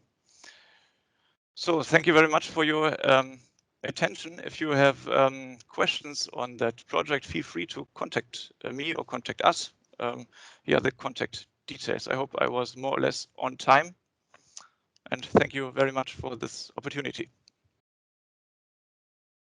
Thank you, Mr. Atian, for your interesting presentation. I hope your examples will inspire more energy-saving solutions in Baltic Sea region. The next speaker is from Norway. He works at one of the biggest nickel refineries in the world. Let's hear about the green solutions at Glencore Nikkelverk from Mr. Olof Bokman. Please, the floor is yours.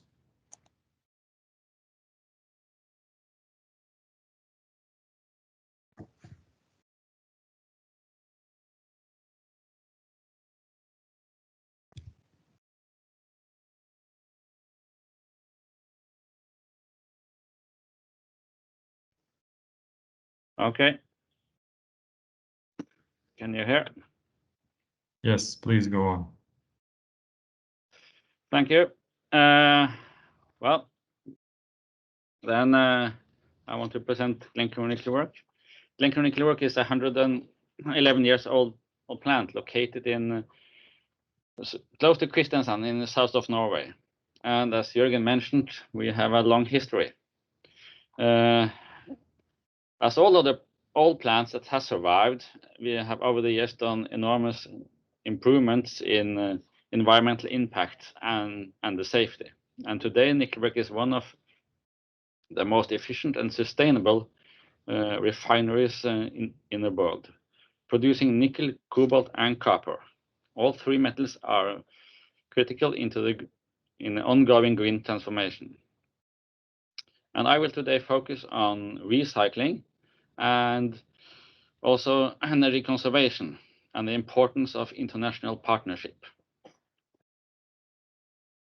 Nikkelverk is a part of an international value chain. I counted briefly for 2020, and we had business relationships directly or indirectly with companies in at least 9 of the Baltic countries. And many other European countries couldn't be added to the list.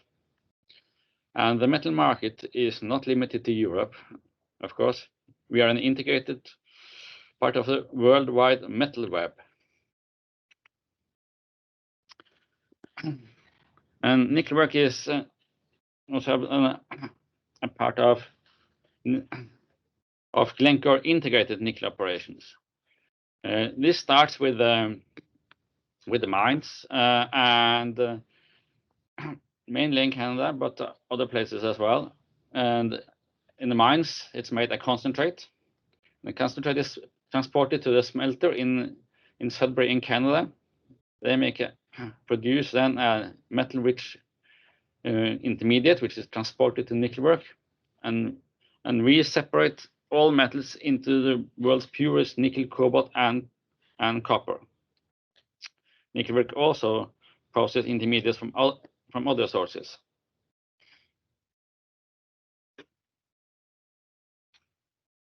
So we have been part of the circular economy for a long time, even since 1990, and it is today a significant part of our production. Last year, 4% of our produced copper and 5% of our nickel came from secondary sources, recycled material. For cobalt, 45% of the production came from secondary feeds, wastes, and recycled material. This percentage may vary from year to year, but the long-term trend is that it's increasing.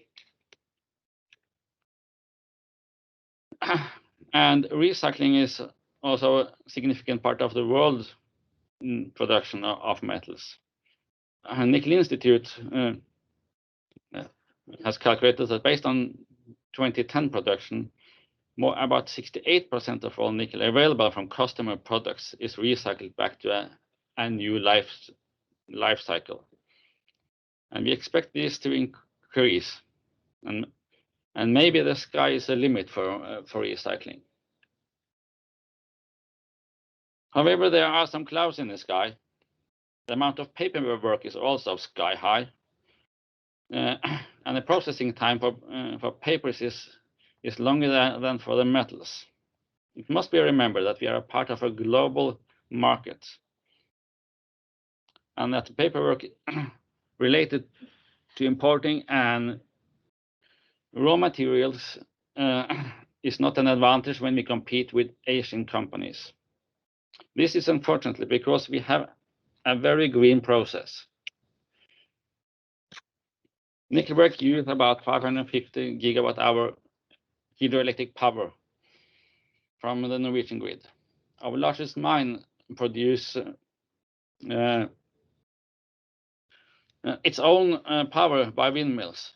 The deep mines use electric vehicles down under, and always in combination with very efficient processes at both sides of the Atlantic. Gives one of the world's lowest CO2 footprints. And we do not stop there. We constantly try to reduce our use of energy, water, and other resources.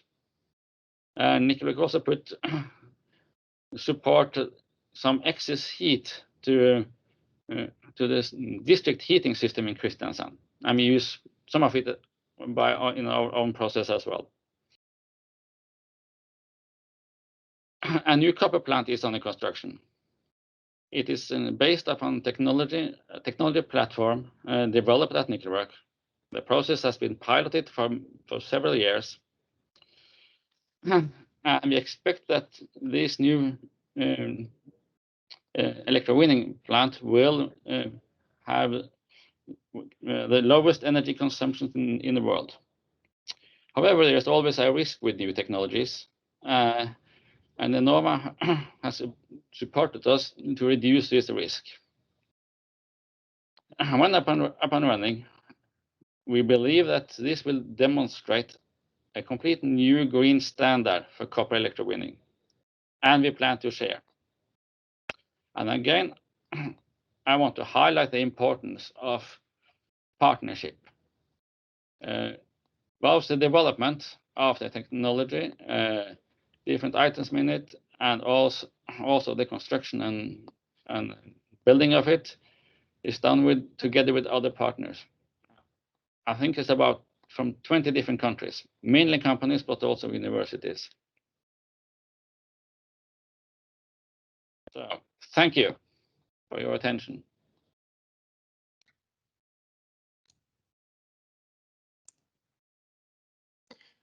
Many thanks to Mr. Bachmann. Now we will hear one more presentation in this session. Oh, sorry, excuse me. Thank you to Mr. Ratian for your interesting presentation. I hope your example inspires more. Oh, excuse me very much. I just, sorry very much.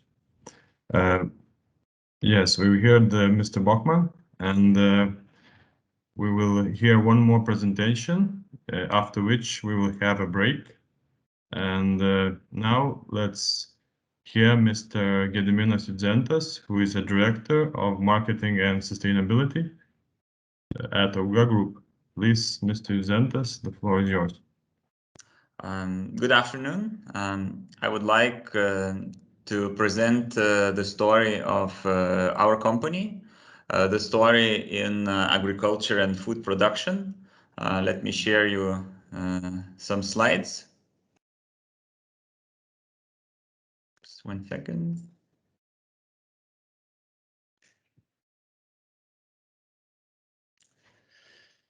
All right. AUGA Group. I don't know how many of you have heard of the name.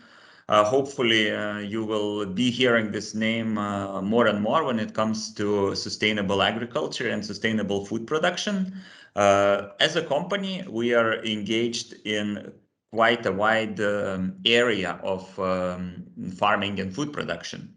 Namely, we operate in 4 main segments.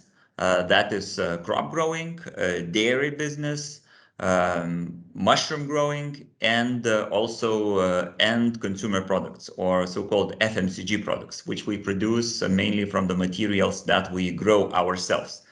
All of the agricultural produce that we produce and the end consumer products that we offer are organic certified. So this way we are the largest organic food producer in a vertically integrated value chain, or so-called from field to shelf in Europe. We are also a listed company, listed on Nasdaq, Vilnius, and Warsaw Stock Exchange. That also makes us quite unique in this area, because there are not so many agricultural companies that are listed on the stock exchange. Also, we are the first non-governmental company which had issued green bonds in the Baltic countries, which is a recognition of the green and sustainable practices that we do in our business, and a mandate to enter capital markets with green bonds, not just regular bonds. Over 1,200 people work in our group of companies. We export majority of our production. It's about 73% of the total sales volume goes abroad. And we operate, we manage over 39,000 of organically certified arable land. So with this scale of operations comes a big responsibility. A big responsibility in terms of environmental area. And as you know, agriculture is actually one of the major polluters in terms of economic activity, in terms of human activity overall. And we are set to address this issue. From the very beginning of our transformation into organic farming, which happened 5 years ago, we were engaged into a closed loop farming model, which involves the previously mentioned crop growing segment, dairy and poultry segment, and mushroom growing segment. So these three are quite interrelated with each other.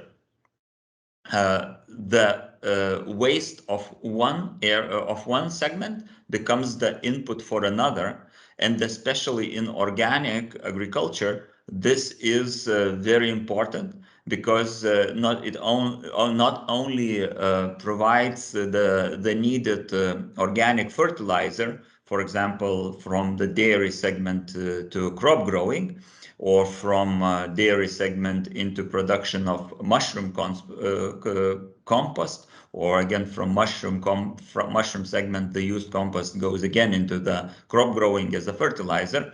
But apart from that, it also ensures the traceability, which is vital for organic food systems, and which gives us as a company, as a group, a competitive advantage, so that we can be sure that all the processes that we are involved in are managed well and controlled, and we can be sure that the organic certification that we have will not face that many issues that other companies may have, which do not have that closed cycle.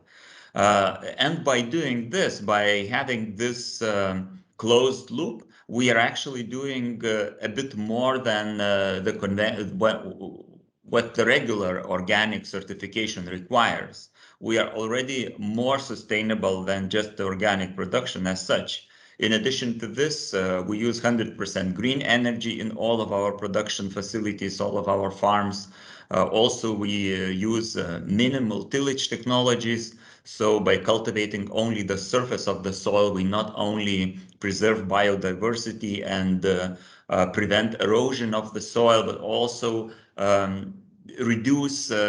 partially reduce the emissions that are required to cultivate the soil when the soil is being not plowed deeply, but only cultivated at a surface level.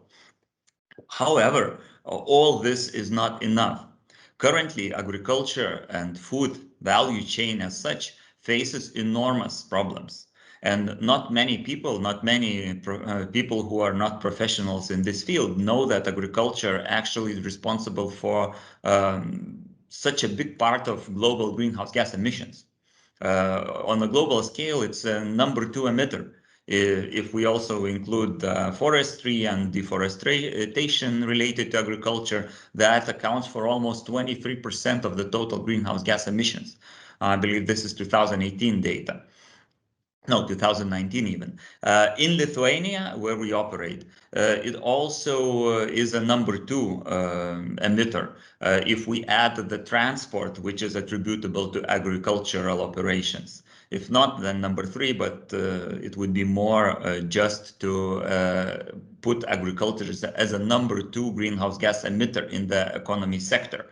And we see that there is not enough innovations and there is not enough ideas of how to address this issue. With the Green Deal challenging goals for the reduction of emissions, we see that agriculture sector is absolutely not ready to meet these goals. And another challenge comes with efficiency. If we take conventional farming, yes, it's highly efficient, but it has a big environmental impact, and it does not provide the clean and healthy products for the consumers who want these type of products. Organic farming, which can provide clean products for consumers, is unfortunately very inefficient and has a significantly higher cost base than the conventional farming. And at the same time, environmental impact is still there, however, smaller than on organic farming. So we set out to address these major issues, and we drew the 5-year strategy of how to do that and to create our own AUGA model, which would ensure both high efficiency, minimal environmental impact, and provide the clean organic products for consumers. Our future model, which we are in the phase of implementation these years, looks like this. It's quite a complicated scheme, but it is based on 3 pillars. That is biogas cycle, which means that all the residues and manure and other organic waste that is produced in the agriculture processes is being collected, can be collected, and biogas extracted and cleaned and applied for use from our own waste that our operations produce. This is not a breakthrough idea. This is not a breakthrough technology. Simply nobody is doing it on such a large scale in agriculture these days. And we see it as a key factor which can do the twofold emission reductions. First of all, it naturally prevents this nitrogen and other greenhouse gases which naturally occur and go into atmosphere. So they are being collected. And secondly, it replaces the currently used fossil fuels for the agricultural machinery. And then the use of fuels for agriculture becomes, emissions from the use of fuel to agriculture becomes 0. The second big pillar is the specialized feed technology which we are developing. And it is meant to address one of the biggest emitters in our operations, that is the dairy, and the methane in particular, which is a natural byproduct of the digestion processes of cattle. Pillar number 3 is the regenerative crop rotation. Naturally, by growing crops such as grain or rapeseed, a lot of emissions occur. And not many people even think about it, because when you see a green field, you may think that it's actually good. It sort of, absorbs CO2 from atmosphere. But in reality, this field emits more greenhouse gas emissions than it absorbs. Because when it's being fertilized, even with organic fertilizer, a lot of nitrogen is evaporating or being washed out, and it enters atmosphere. And also the crops, by growing, they take materials from the soil, not added to the soil. And since majority of feed currently is crops, that enters the cycle of this emission generation. And our idea and the practice that we're already applying is to replace as much as possible of crops for feed with leguminous grasses, perennial grasses, which can absorb carbon from atmosphere, but also the main effect of that is that they lock the nitrogen in the soil, and then the cultures that follow that in crop rotation require significantly less fertilization or no fertilization, and that way we avoid a big part of emission. As a result, we can achieve 27% emission reductions already by 2025. And our ambitious goal is to have the carbon neutral business model by 2030. If we look at the more specific or activity-specific objective, we aim to reduce the emissions from the use of fossil fuel by 50% already by 2025. And also we aim to produce milk, the regular unit of milk, say 1 ton or 1 kilo, at 50% less emissions cost than it is being done currently, and to produce 1 ton of agricultural produce such as grain by 30% less emission costs than we produce currently. And these goals for milk and grain and fossil fuels we expect to achieve already by 2025. This way we would propel the whole sector into achieving greenhouse gas emission reduction objectives, and also contribute to the whole country objectives of emission reduction. The future, as we see it, by achieving such operational model, we can deliver organic food with no cost to nature. By cost to nature, first of all, we mean this emissions and pollution. And the vision for us as a company, as a brand, is to become a synonym and a symbol of sustainability.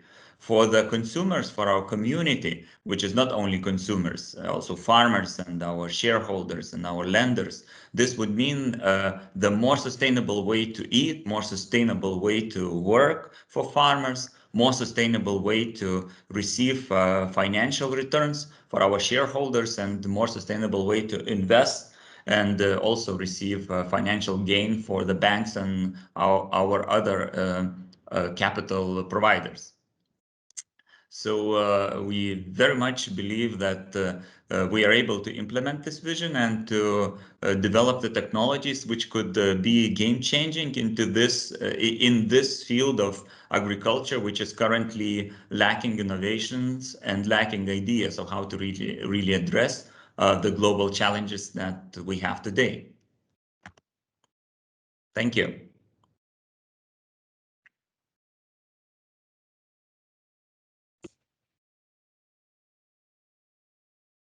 Many thanks to Mr. Udzentas and other speakers in this session.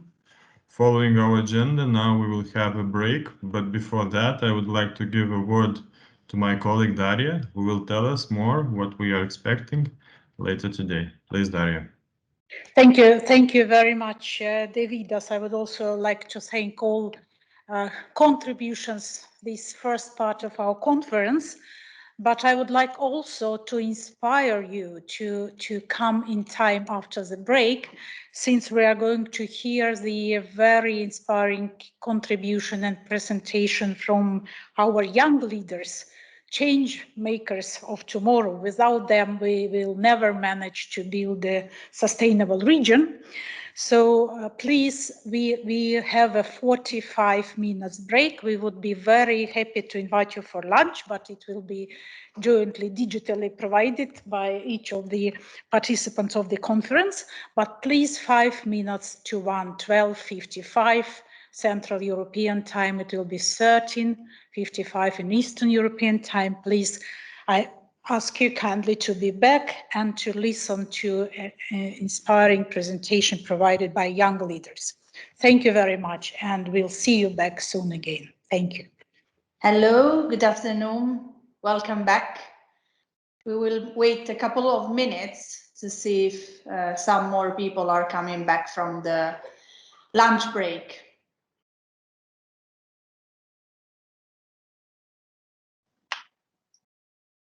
Hello and Good afternoon from Gdańsk. Nice to see that we have participants from all the Baltic Sea region. Hopefully the weather is better than in Stockholm. Yes, the weather is quite good. And it will be nice to see each other in one place, but of course, because of the inconvenience, it is good that we are able to meet online. Yes, hopefully soon enough.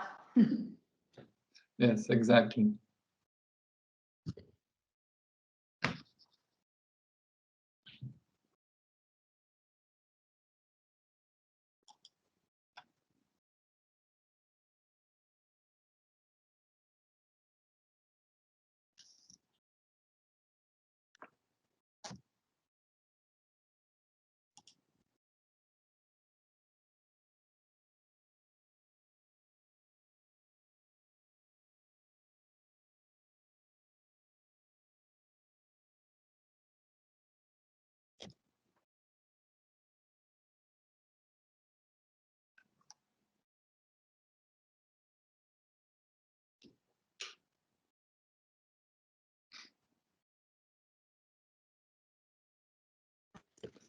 Okay, I think we start.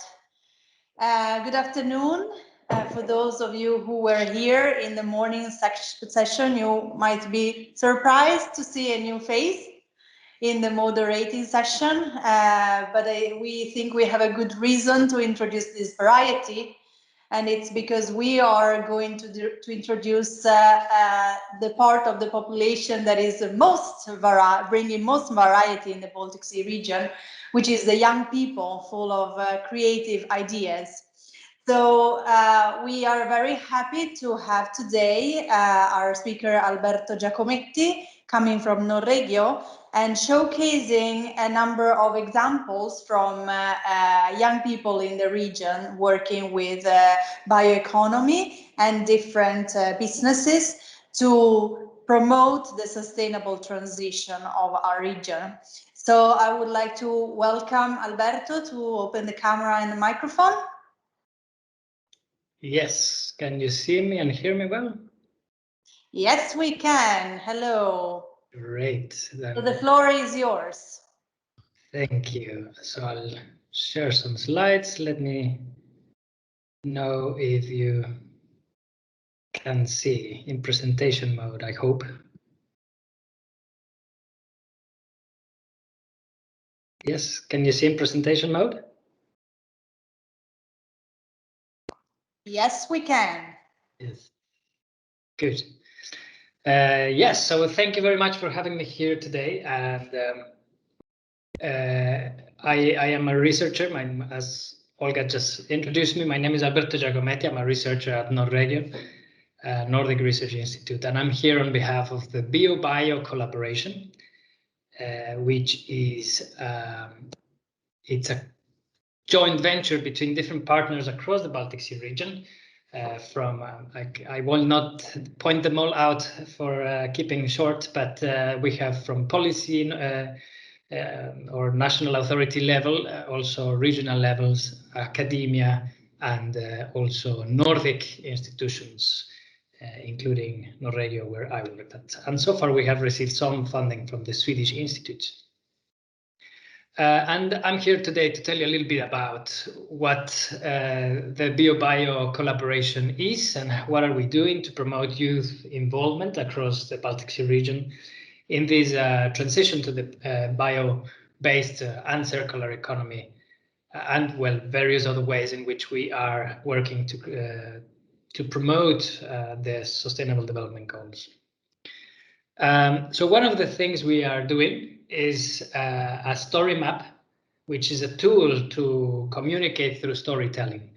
As Daria said earlier today, what we want to do is to inspire with good stories, with good cases, but not focusing only on the case. We've heard a lot of good examples this morning about good examples, good cases, but we also want to give that human aspect, how the young persons go through this journey of starting a company, basically going through several challenges until they can establish something good. And then we can talk about the case as well. So in this process, as I said, we want to inspire. We want to create this aha, eureka moment it's real, it's happening, it's possible. And maybe if it's possible for someone else, it's also possible for me to do something about it. But of course, we cannot stay there. We want to also create this moment. Okay, we need to debate. It's not that simple. There is lots of challenges, and many of these challenges are, so to say, wicked problems, which means that for every solution, there's a combination of new challenges, new problems emerging from it. And basically, the solutions are not simple. We need to better understand that complexity. And so if we better understand that complexity, if we generate awareness, we can create change. And basically, if all of us individuals are better equipped with more knowledge, we can create, so to say, agents of change. We can all be agents of change. And then we can achieve some progress.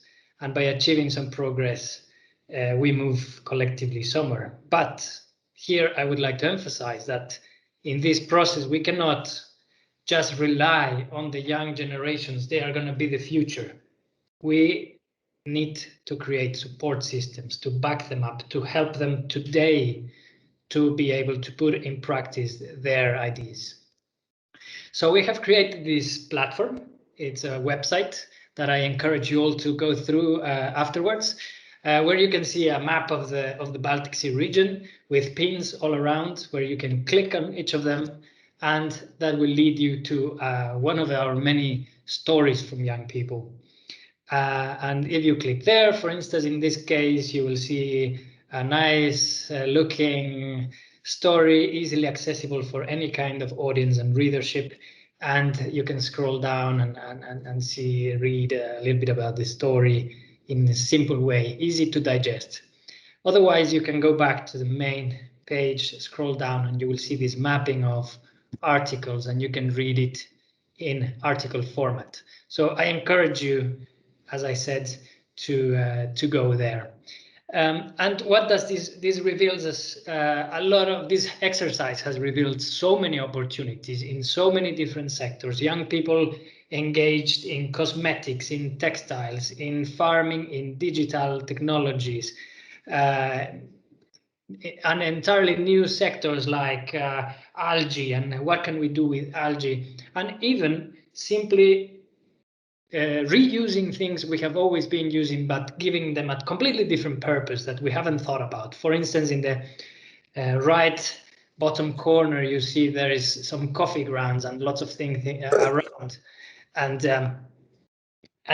basically it's just coffee, but traditionally we use. Alberta, if I may, are you sharing presentation, because we see only one slide? If you like, we can share it from. Can you see?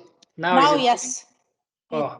Now it goes. Yes, now it's fine. Apologies. It's fine. But you described the content of slides, so I guess. Yes. Well, now I am. Well, just to go back, this is the website that I was mentioning, so you can see how it looks, and you can go and get inspiration from our cases.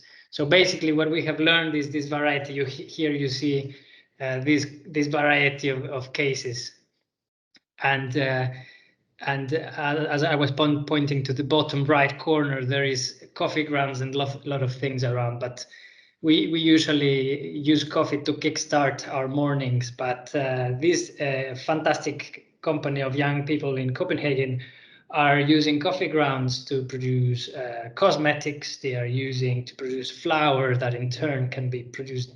They can make pasta, bread. So basically, just think outside the box, do things completely different. And I would have to apologize for this very boring slide. I don't want you to go through this list, but this is just to say that this is no blah blah. talk. This is real cases of success. And while some may have a little bit of impact, others will have a little bit higher impact. What is important is that we see a trend, that we see that there is so many people doing great things, and all together we will move towards somewhere. Now I want to point to one specific of these stories, which is Volta Green Tech. These are 3 young guys from based in Sweden that have the ambition to, with what you can see in the left picture, it's a lab tube full of algae inside. They know that by using this algae or a component that can be extracted from this algae, you can enormously cut the emissions from the animal sector. Basically, cattle industry is emitting up to 4% of the global gas emissions. And by giving a very small doses of these in the animal feed, you can cut up to 80 to 90% of the methane emissions in cows. And here I would like to stop and say that, well, this is not utopia. This is not something that they are making up. This is pure science, science-based, tested. Many good research results already from Australia and the US. They are just putting it to practice. Nobody has actually put this into industrial scale.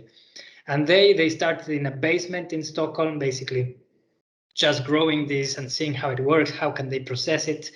And well, now probably I can create this aha, eureka moment, as I just said earlier today. But yes, of course, there is these things that are not so simple. How do we do this? How do we convince farmers to use this? How do we scale it up? How do we make a business model out of this?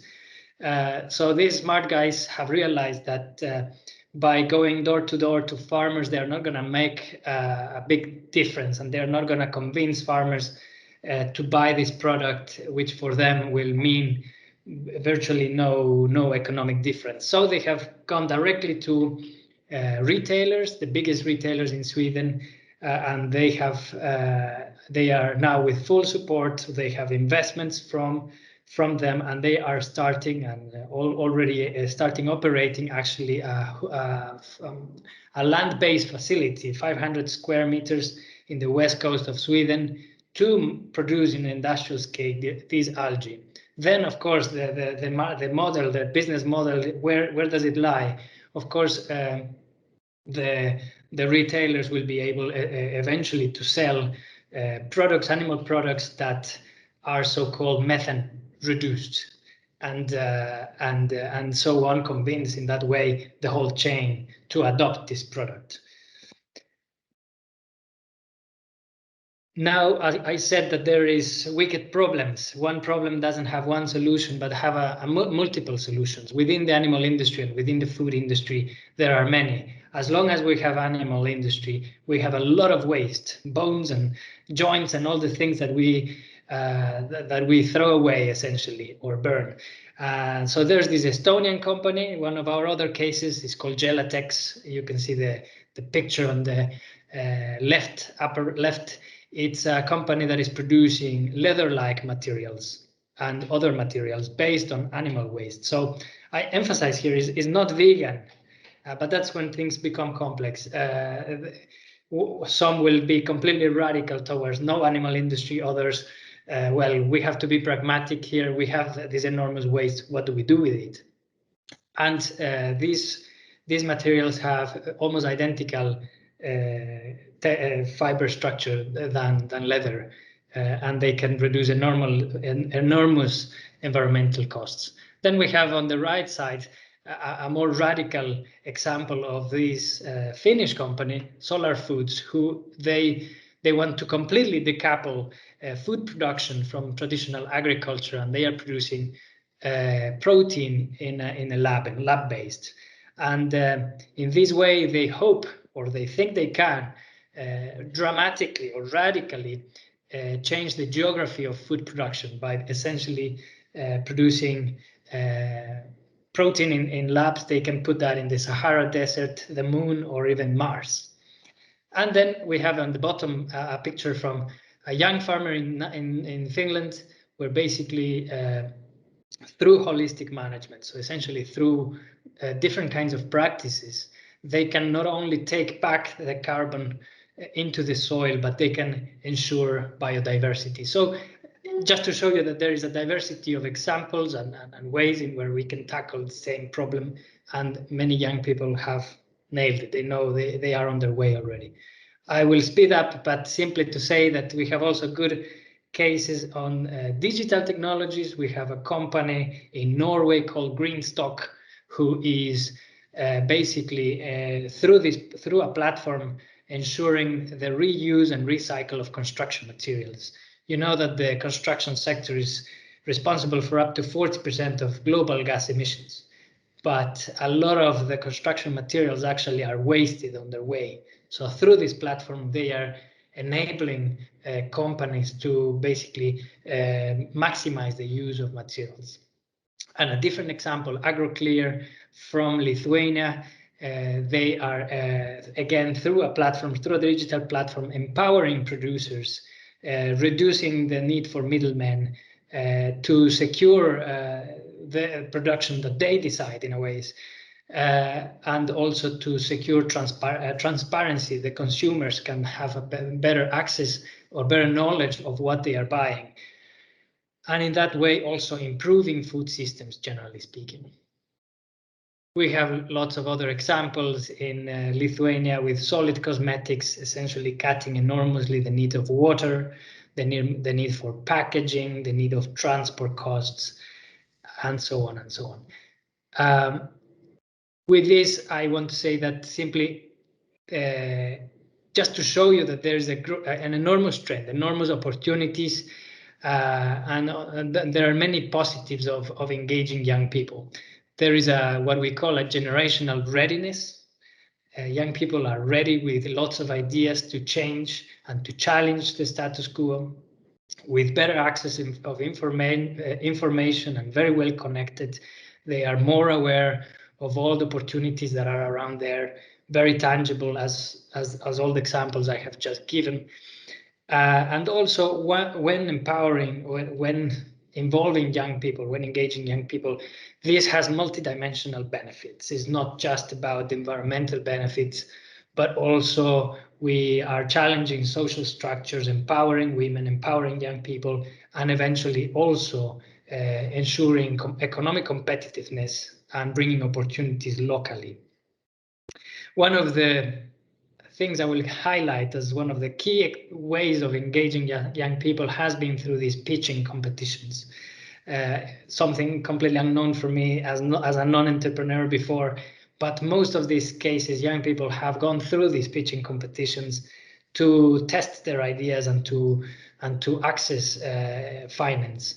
And so this would be a key recommendation would be to create more of these kind of examples, more of these opportunities for young people to test their ideas out there. But of course, there's also many negatives. Young people are still challenged often because they are young, not taken seriously because of their gender, because of old-fashioned mindset at every level, at policy level, family, their customers, and banks, very importantly. So that limits their access to finance. Also, the lack of transparency of supply chains. In many of our good examples, it's impossible for them to be completely clear about where their raw materials come from. Not even their suppliers sometimes know under what conditions have they been produced. And finally, of course, for anyone creating a company, swimming through all the regulations, and finally, how to scale up and grow. So these are just some final findings, and my final message would be that the stories from young leaders across the Baltic Sea region reveal this generational readiness to move towards a circular economy, as I said before, but also that they are capable. We need to trust them, because this is showing us that they are capable of leading this transition. And while they are conquering new grounds rapidly, this is happening, they, of course, remain challenged by mental barriers and access to finance. So it's important to support young leaders and to ensure sustainability, but not just sustainability, also innovation and competitiveness. If you want to read more of these stories, I encourage you, please go on these websites or contact me if you like. Thank you very much. Thank you, Alberto, and thank you for bringing this human and young people dimension into discussion. We see a lot of opportunities, but also you highlighted some challenges, and one of it was access to finance and other barriers. And I think it also provides a good link to the next session, which will be dedicated to financial support instruments and investments. And I think it's a challenge, not only for young entrepreneurs, but even for grown-up ones and many companies. So thank you very much once more. And just reminding that one of speakers in a previous sessions mentioned that the mission of company is, and for business to strive for real reasons to make in business, which is to make contributions to society. But as we know, it's very often costs money, and these kind of financial barriers could become an obstacle. And that's why I'm very much looking forward to hear their opinion and insights from the experts. And we are starting next session. We are starting with the Alexander Belich, member of the International Consortium St. Petersburg Clean Tech Cluster for Urban Environment, who will tell us more about industrial symbiosis in Russia and green finance for that. Alexander, please, the floor is yours. Yes, thank you very much. My name is Alexander, and I'm happy to be a part of this conference, and thank you organizers for inviting me. I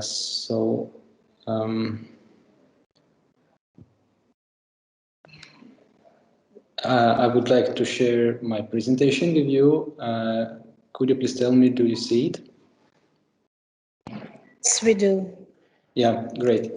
So once again, my name is Alexander, and I would like to talk about green finance in Russia. We see that this is a potential financial support instrument that can help to implement different green projects. In St. Petersburg, we have a clean tech cluster for urban environment. This cluster was started in 2014, and the main idea was to make St. Petersburg environmentally friendly and safe for residents of the city, combining clean technologies in all sectors of economy and supply chains. Nowadays, there are 58 members. These are organizations from 5 different countries. And one of the main activity of Clean Tech Cluster is to promote and help to implement cluster projects that are implemented by the members of the cluster. And also St. Petersburg Clean Tech Cluster is an active participant of different sustainable development projects and also in circular economy. Right now, Clean Tech Cluster is a partner of 6 international projects that are implemented in 3 countries. Actually, cluster is an active promoter and implementer of different actions of industrial symbiosis concept. I would like to shortly tell you about national organizations that cluster cooperate with to promote industrial symbiosis concept. In Russia, we have Agency for Strategic Initiatives.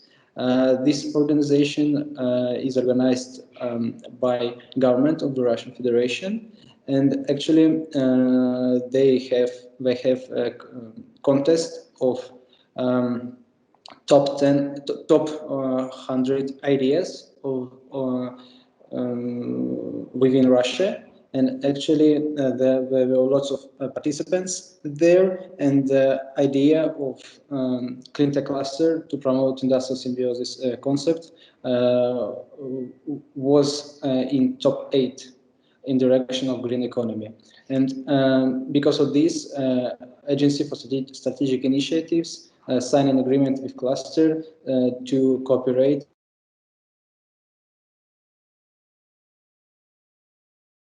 that was organized by Agency for Strategic Initiatives and also Ministry of Science and Higher Education of Russian Federation.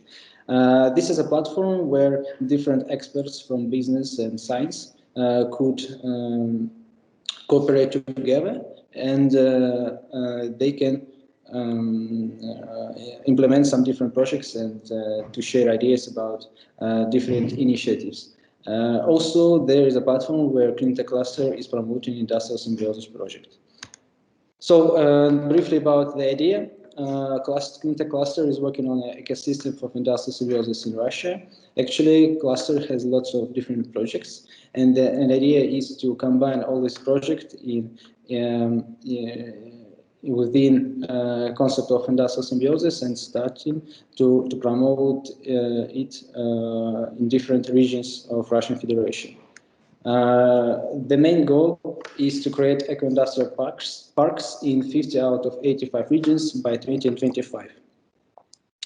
Also, it's need to say that the methodology base is within Baltic Industrial Symbiosis project.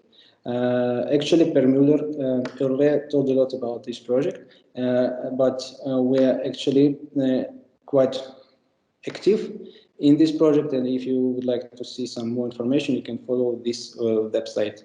It is on the screen here in the left side. So actually, within this project, it was examined. There were examined 15 companies in Russia, and we collected some information about what resources they have and what potential cooperation within industrial symbiosis might be interested for them. And here is a map of our participants within Baltic Industrial Symbiosis project. Right now, we implemented 7 matchmaking events and also organized peer-to-peer in St. Petersburg. And in the Living Lab, we are now testing some practical ideas of using waste as a resource for our productions. Right now, we are testing coffee grounds as a resource for fuel briquettes or cosmetics. Here are our tests, and also we are now working on mushrooms growing by using coffee grounds. Here we are inspired by Helsieni company that is from Finland, and also from Beyond Coffee, that is a Denmark case. Also, we have a production facility of smart environment that is using sand and plastic for producing eco benches. Here we are, and we have a company that producing crushed stone leftovers in eco-friendly benches. So we're now testing it and trying to submit sent by these crushed stone leftovers. And also we have small company 99 Recycle that is recycling different plastic waste. Here is plastic panels that might be used in different design projects. And also they are producing textile pillows. Here are upcycled textile pillow on a photo. So to implement this, we actually are trying to find also not only supporters from different national institutes, but also some actors that could finance our green initiatives. And also we see that there is one of the largest development bank. It calls web.rf, and also this bank is participating in the implementation of projects for efficient use of natural resources, and they have a goal to help Russian companies attract about $4.3 billion for environmental projects. Also, there is the largest bank in Russia, Sberbank, and right now it is developing the register of green and social bonds of Russian issuers. And right now there are 16 green and social bonds of 6 issuers for 170 billion of rubles. So green bonds are trying to be implemented in Russian Federation.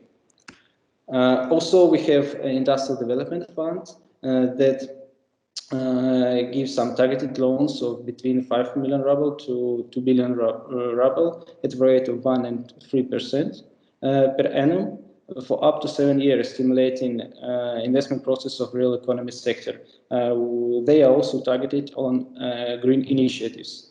Also, we have Foundation for Assistance to Reformation of Housing Services, and it finances different facilities, solid municipal waste management since 2013.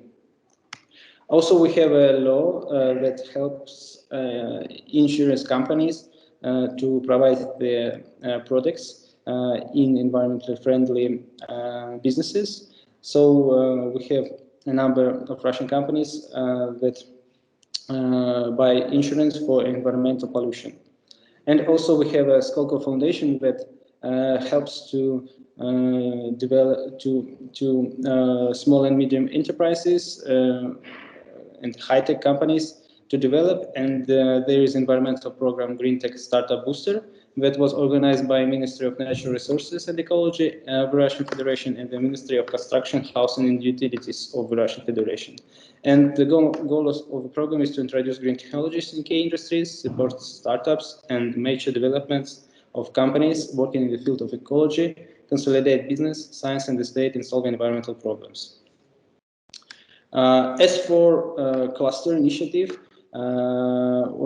there is a company, Green Energy One from Norway. And actually this is a company that consists of different investors. They have an experience of investing green projects in Norway. And right now there is a work to organize a crowdfunding platform in St. Petersburg in order to attract some financial support to companies that are implementing green projects. One of them is a project that is from energy saving sector. There is it's connected with so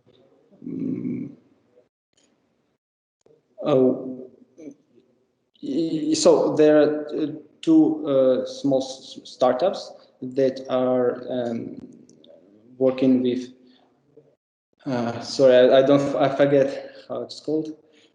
So anyway, there are two pilot projects that might be implemented with the help of Norwegian company. And actually, this project started on 26th of May 2018 within St. Petersburg International Economic Forum. So also within this work, it was implemented in small Russian bank in order to this bank could be as a first and pilot bank that gives some finance in order to start this crowdfunding platform. So this is the end of my presentation. If you have some questions, you can ask me via email. And thank you once again for letting me to present my presentation. Thank you very much, Alexander, for sharing this experience. Really very much valuable. And we see how important it is to create these supportive overall systems, including financial instruments to make companies work on this green mindset. So thank you very much. And now we would like to hear the opinion and insight from employers and labor perspective. And I'm very happy to give the floor to Dr. Inese Stepina, Deputy Director General of the Employers Confederation of Latvia. Inese, please tell us what are the opinions from your members, employers. Thank you. Good afternoon, Daria. Good afternoon, everybody. Thank you very much for this invitation. Before I start sharing my views, I would like to ask how much time do I have indeed? We have as planned around 10 minutes. Okay. So I will try to fit in the 10 minutes. So yes, indeed, it's my great pleasure to be here in this international event and present views from the Employers Confederation of Latvia, with particular focus on financial support instruments and investments, or the context to green and sustainable transformations. Definitely, we understand that climate change is a global challenge, and it requires a global action, and business in Europe and Latvia, and the Employers Confederation of Latvia is part of Europe, is committed to it and aware of the challenge that climate change presents, as well as the impact of human activities. But we also understand that all environment and energy related or climate related policies has to be very carefully designed in order to ensure a good level protection while minimizing compliance costs. And of course, as our business representatives and company representatives, costs also are on the shoulders of companies in complying the objectives. So, and therefore, from Employers Confederation of Latvia, understanding in general is that smart policy making is necessary to have a full economic and environmental benefit for whole society. But in general, before I start going into deeps of our understanding, my guiding theme of this presentation and intervention would be that definitely cooperation between and among market operators and citizens is essential to ensure contribution to climate objectives, economic recovery, transformation, growth, and sustainable development. And engagement and a common understanding of sustainable investment projects not only facilitates the decision-making process, but also helps to balance environmental, economic, and social aspects for future development. So a key word here is also to have a balanced approach. And my deep conviction is that regional cooperation should be even more promoted, and we need more common projects with a win-win situation and a win-win sustainable approach. More cooperation has to be developed at all levels, and companies should lead, not follow, in support to sustainable and green transformation. And companies are leading the way, as we see also from this conference. The conference is a good evidence of it, and the regional cooperation is promoted. Thank you very much for this opportunity here. But few words on Employers Confederation of Latvia. Employers Confederation of Latvia is the largest association of employers organizations that represents employees in Latvia. We are in the network of European Business Europe, OECD, Business at OECD network, so that here we all are very much involved in the global and European, let's say, trends and developments as regards the policy orientations and financial support orientations to meet the climate goals and sustainability goals. And LDDK brings together and represents more than 60 sector-based and regional business associations and federations from all sectors, I would say. And we also represent companies which employ more than 50 people. So more or less in Latvia, this is 100 companies. And altogether, our members employ more than 44% of Latvian employees. So having said that, I have to let's say highlight that we are cross-sectoral organization. We work across sectors, and we work for the interest of all, let's say, employers. But our mission is to work and to support environment that support entrepreneurship in Latvia. The key word is entrepreneurship, but also competitiveness of all companies operating in Latvia, operating also in European, let's say, market, and to do it in the framework of social dialogue, both at national, European, and international level.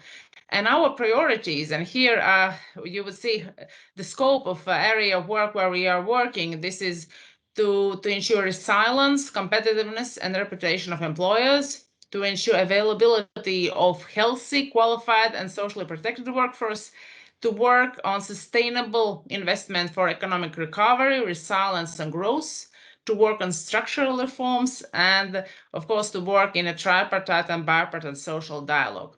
So, but while we are here, and what is the link with green and sustainable transformation? So some figures from Latvia as a picture. What is the trends if we are talking about green transition?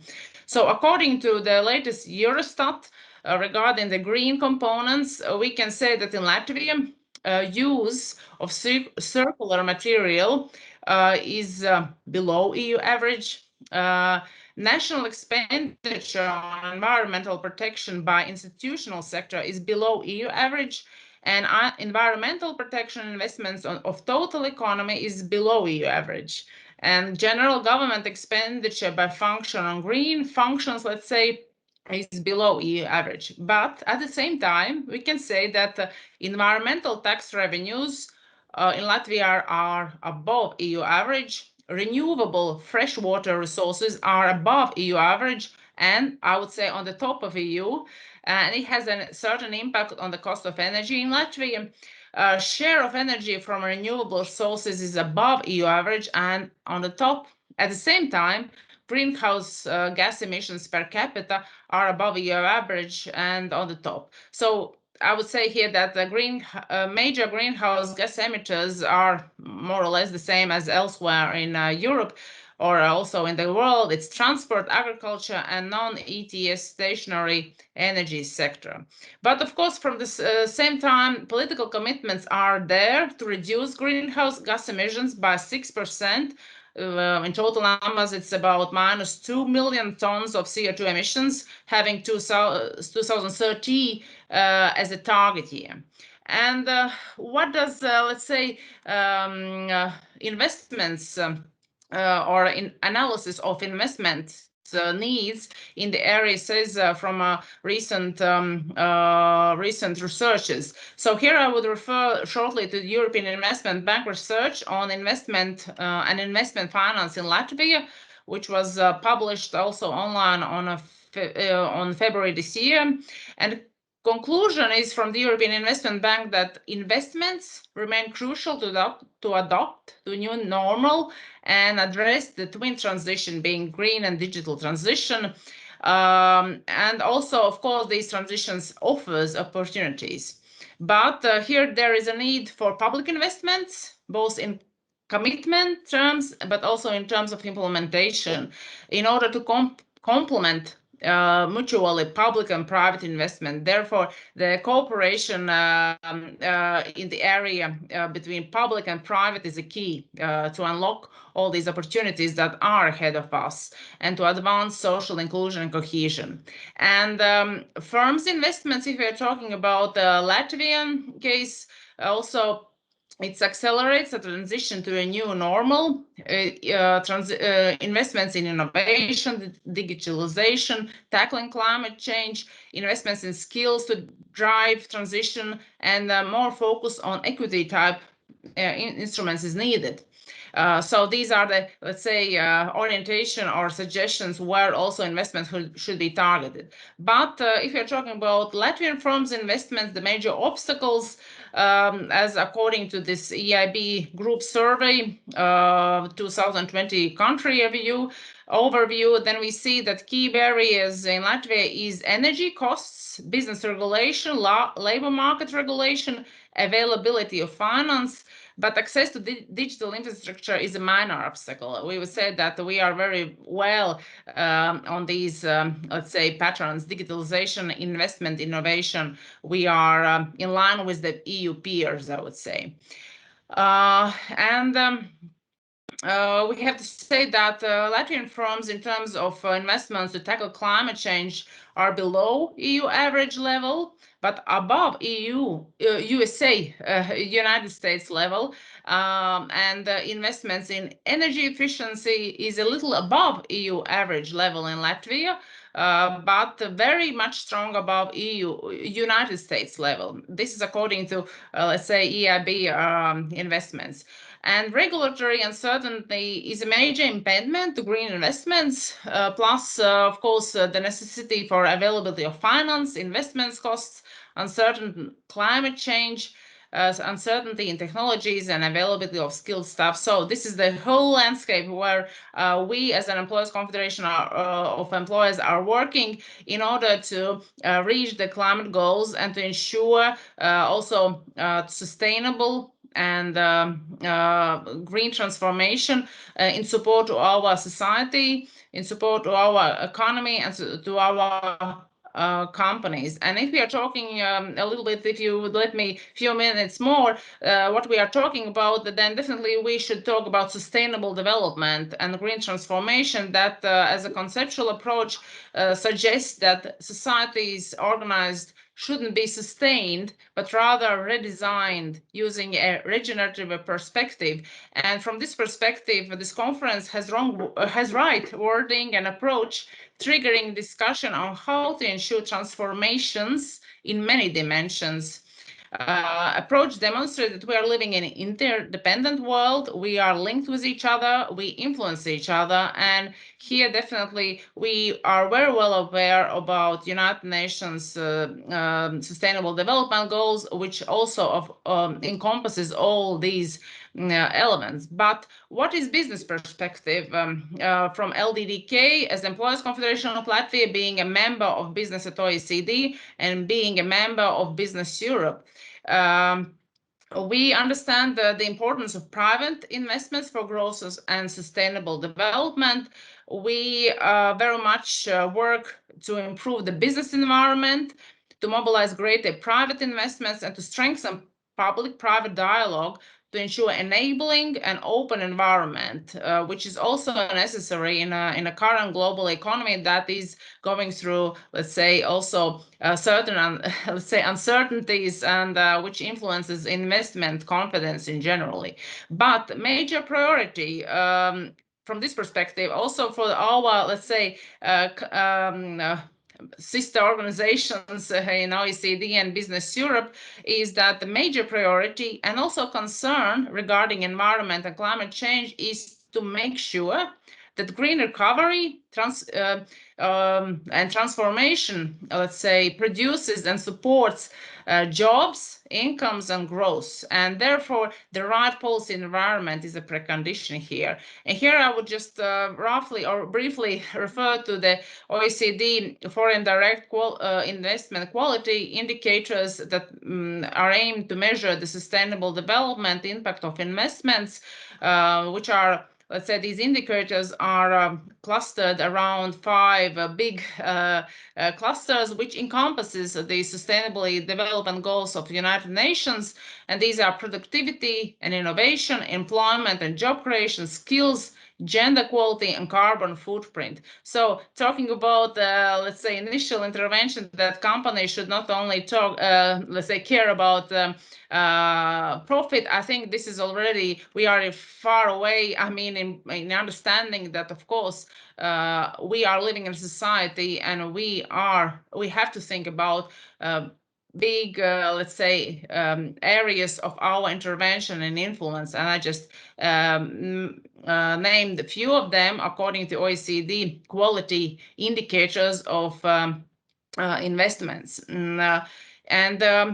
If we are talking about, let's say, BIAC work or business at OECD work at the moment, within which framework or network we are part of it, BIAC strongly urges the OECD to avoid an unhelpful distinction between green and brown investments, which would not reflect the important linkage between sectors and efficiency improvements that may be transferred and support, provide support to employment opportunities as well. So. And of course, there is a lot of, let's say, work done at the OECD level to support countries' efforts to move from net zero emission pathway to let's say, to promote discussions and relevant regulation regarding sustainable finance definition, methodologies applied, and of course the continued work on environmental taxation. But if I have a few words more to say, then I would say that in implementing the main European Commission proposals, and the Green Deal is part of it, it is particularly important to support the green and new targets with a credible industry strategy to mobilize the necessary investments in green technologies to become climate neutral in cost-effective way and to ensure that affordable green energy is sufficiently available and that a level playing field in terms of reducing CO2 emissions is improved also across borders and especially vis-a-vis the third countries, if you're talking from the European perspective. And the major concern here is that the measures that are here, and of course we are part of this regulatory framework, the measures have to be tailored for climate neutrality and digital transition with the main objective to generate growth. And here also Business Europe talks, and we are part of this network, talks about work on or to support industrial alliances at the EU level and across the or among the countries to develop large-scale and cross-border industrial projects in strategic fields where the market or the companies alone can't deliver on its own. So industrial alliances are key to pull public-private investments. And of course, we as Employers Confederation of Latvia definitely contribute to this work. And we understand that we have to live, to develop, transform our way of thinking and living and grow.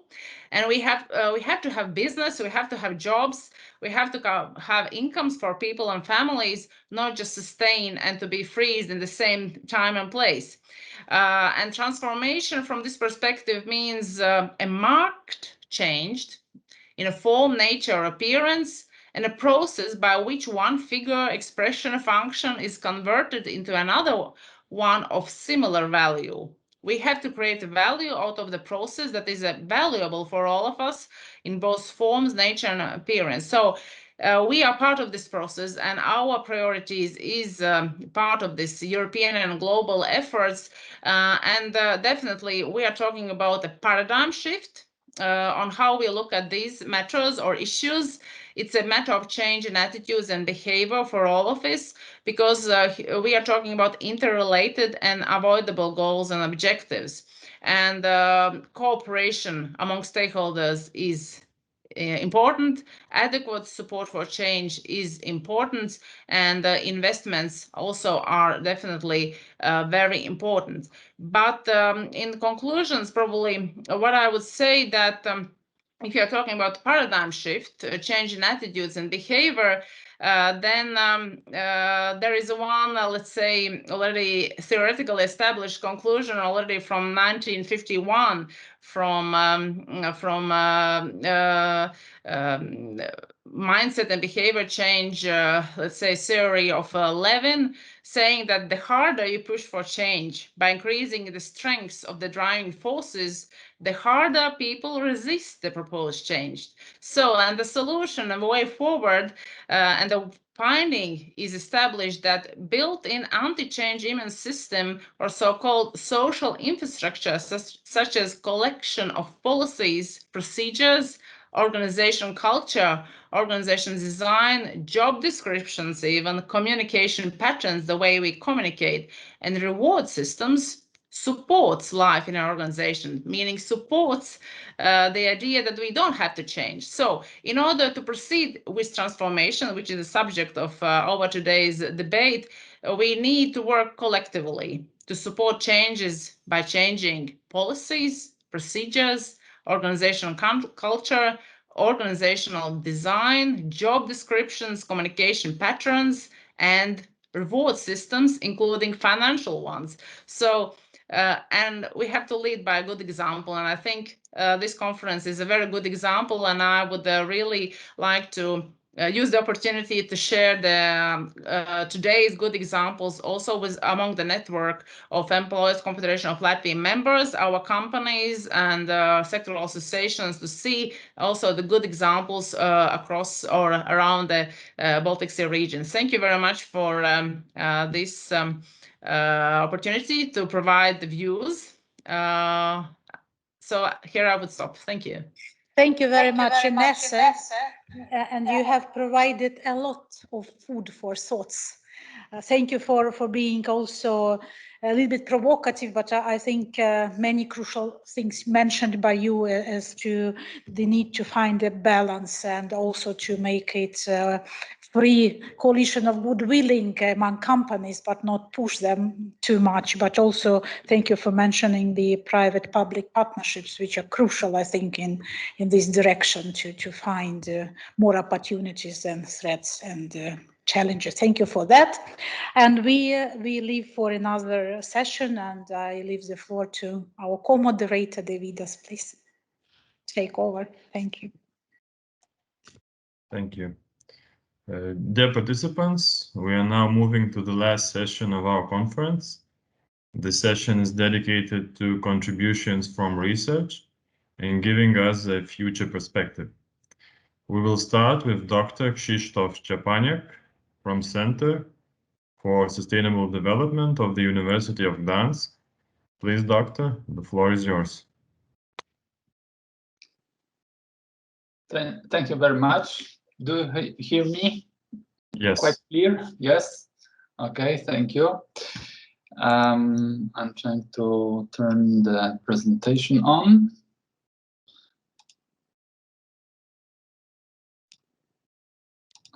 Okay. Is the presentation visible for you? Yes. Yes. Okay.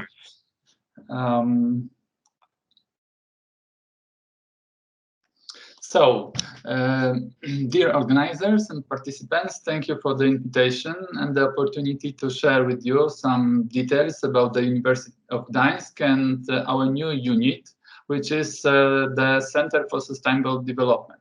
We understand that such centers were developed in the past in many countries, in many universities, but from our perspective, for us, it is quite new unit, and it means that we understand that a lot of job is in front of us, and it would be nice to have the chance to cooperate with you over this topic. And at the beginning, I want to say that I fully agree with the statement of Professor Stanisky's, which the opinion which he expressed at the beginning of today's conference. He said that the world is not on a track for achieving most of the 169 targets from the agenda,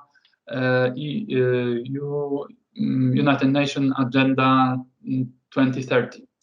And of course, it means that we should try to do our best to cooperate, and the only way to make progress and giving goals is to take positive synergy with other goals, but also taking the synergy between institutions, between countries. And Sea Baltic region is a very good platform, very good place to cooperate with on it.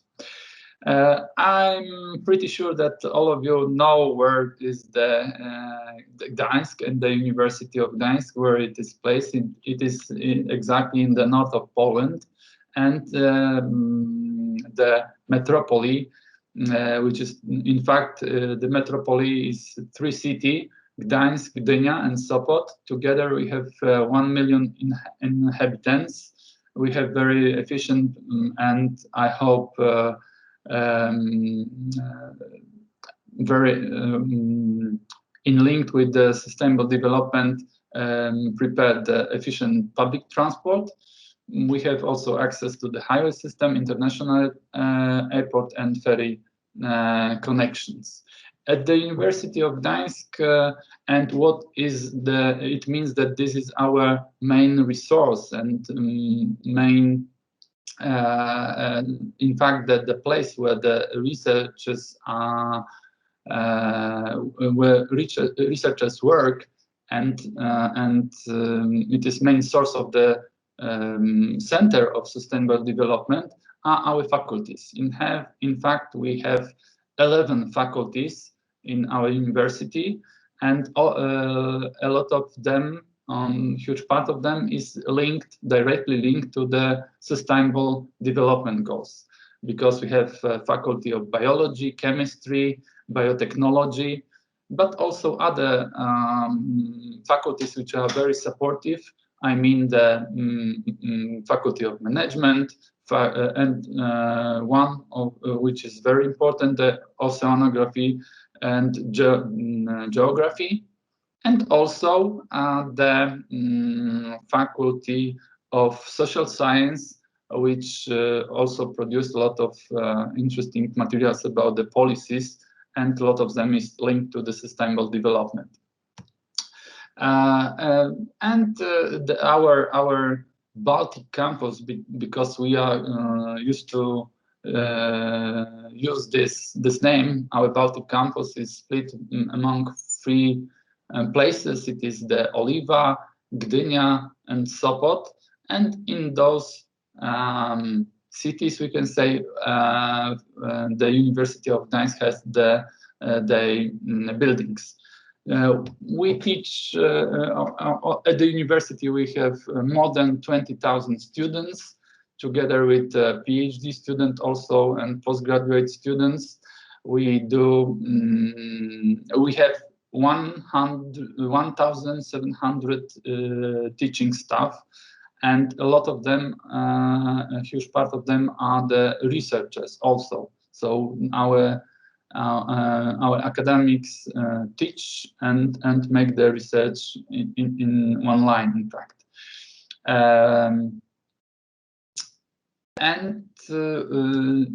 I would like to say that we have quite strong international cooperation, but it doesn't mean that we would like to develop, especially with the support of Sustainable Development Center, the Center of Sustainable Development. We would like to enhance the cooperation, and we want to make the cooperation much fruitful for the future, and especially in the field of sustainable development.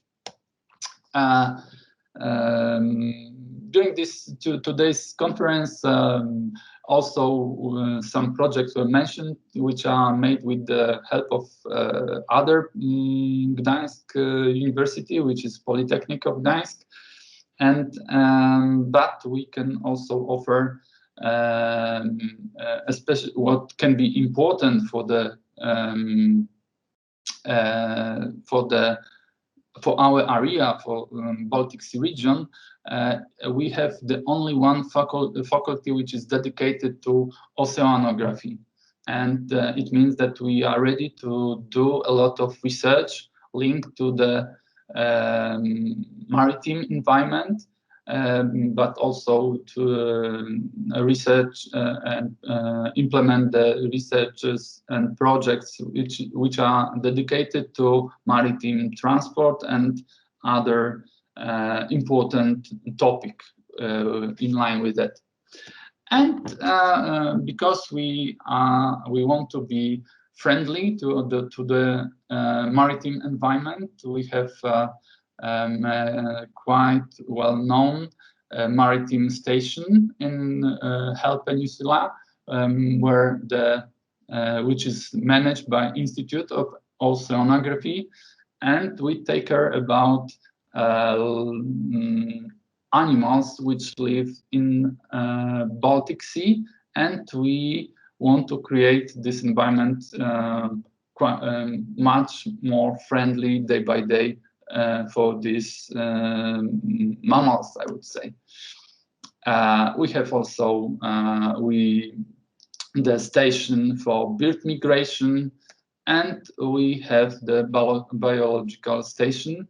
So, as I said at the beginning, it is quite important infrastructure for the developing of the research in the field of sustainable development. And this was the for the beginning. I wanted to introduce you some base knowledge inform you about the resources which we have in our disposal as a Center for Sustainable Development. And now I would like to share with you some our programs, because we want to develop the cooperation not only internal inside our university, but also for the cooperation with partners from Poland, but also the international partners and associations. So as the Center for Sustainable Development, we understand that our main partners are international institutions and organizations, and we have a lot of internal stakeholders, not only the students, but also the researchers. And we are ready to serve, to prepare the research report for external stakeholders like non-governmental organization, local government authorities, and also for businesses. Because in the past, we understand that small and medium enterprises didn't cooperate quite strongly with universities, with scientific institutes. But now we develop a lot of programs which help for such a cooperation. So we are ready to cooperate with small medium enterprises, and a lot of useful research can be done with the help of the infrastructure of the university.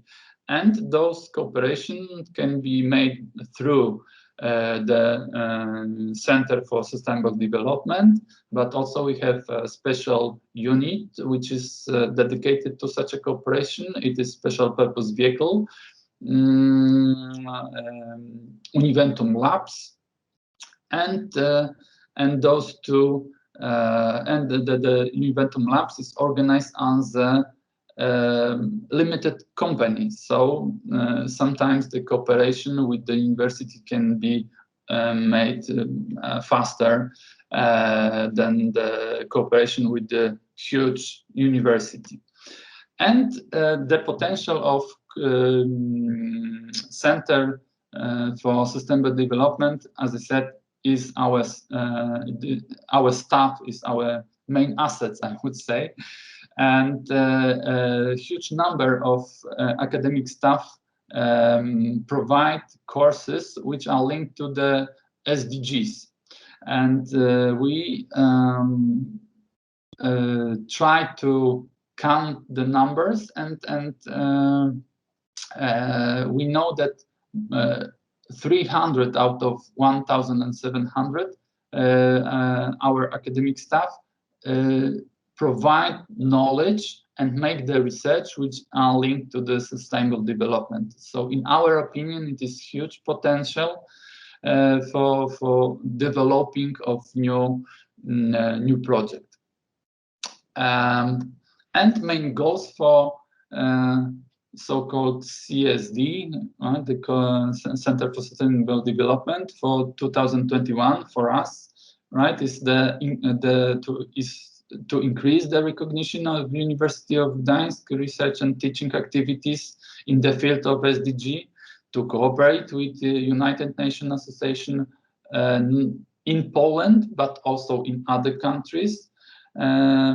We also developed a cooperation with our government units, the Ministry of Economic Development, Labor and Technology, and also we cooperate with Partnership for Implementation of SDGs in Poland. As a Center for Sustainable Development of University of Gdańsk, we prepared during last 5 months, because we were settled up at the beginning of this year. And so we settled up, we prepared 7 programs. And in very briefly, I would like to share with you some insight elements from the program, of those programs. So in the first CSD projects means that we would like to undertake interdisciplinary projects with the participation of partners from social and economic environment. And also, we invite our researchers, teachers, together with other partners to collaborate on the projects. In the second program, international cooperation, we want to develop cooperation with institutions, international organization. We want to participate if only we will be invited, or we will try to organize our own consortia. We will develop the project related to SDGs. And we also want to implement trainings and workshops, especially with the help of best practices from international experiences, and because we would like to improve the competences of our researchers, teachers, and students, especially in the field of SDGs. We also provide some educational activities. From the October, we will start a new field of study, which is dedicated for offshore wind farms, right? The fourth program is Green University, where we want to develop some more tangible projects, some investment projects, and we would like to develop our infrastructure to make the infrastructure more suitable for students and more convenient, more green. But also we try to develop some tools which help us and other partners to measure the results of implementing of the sustainable development SDGs policy, right? Because we understand, as it was mentioned during this conference, it is important to do a lot which is linked to the SDGs, but also to be sure that we do our best and our effort is spent in the right way. We have to measure it. So we would like to develop our own tools, but also we would like to develop those tools together with international partners. And also we remember about the students. We, as a Center for Sustainable Development, we want to prepare for them the internship program. And especially we want to cooperate with the students which want to develop the topics related to sustainable development in their diploma thesis. So going to the conclusions, I would like to say that we understand some very important challenges for the future. So we understand that there is a lot of work ahead of us to achieve the goals which are included in 2030 agenda. We understand that many people, entities, associations has different understanding of the concept of sustainable development, and we try to do our best to show them the right way to fulfill all our responsibilities and the goals of sustainable development. And of course, we want to cooperate with Baltic Sea Network, with CBSS, Science Research Innovation Agenda, and other partners and associations. So for the end, I would like to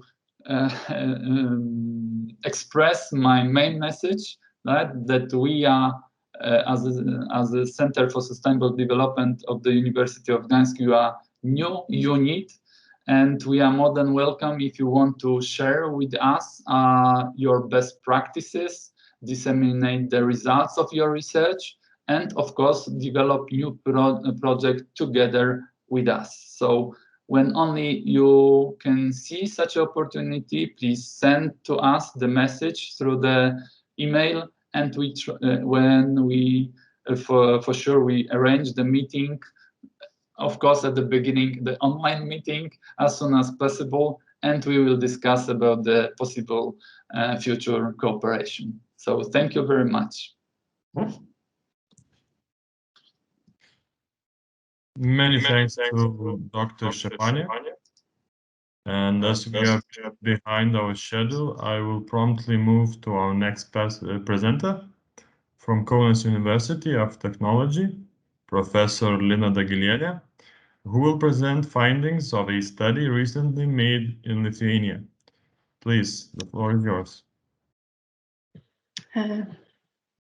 Okay, sorry. Good afternoon. I would like to. I am looking. Sorry, 1 minute. I am going to share my slides. I am just.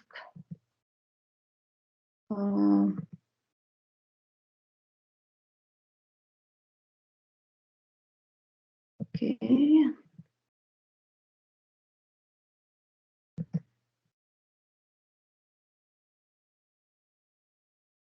Okay, 1 moment.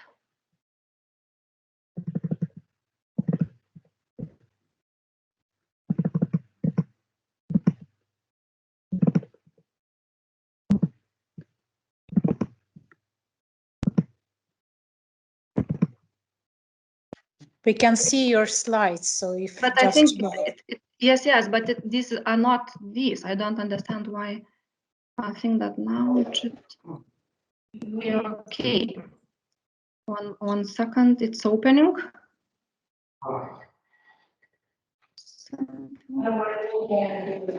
Otherwise, we can support you because we have collected all presentations. So just let us know. Yeah, I wonder why because I prepared to open, but I can see that they are opening. So I hopefully it will be open. And I won't need support from you. Yeah, so hopefully you can see. Yes, we see. Thank you.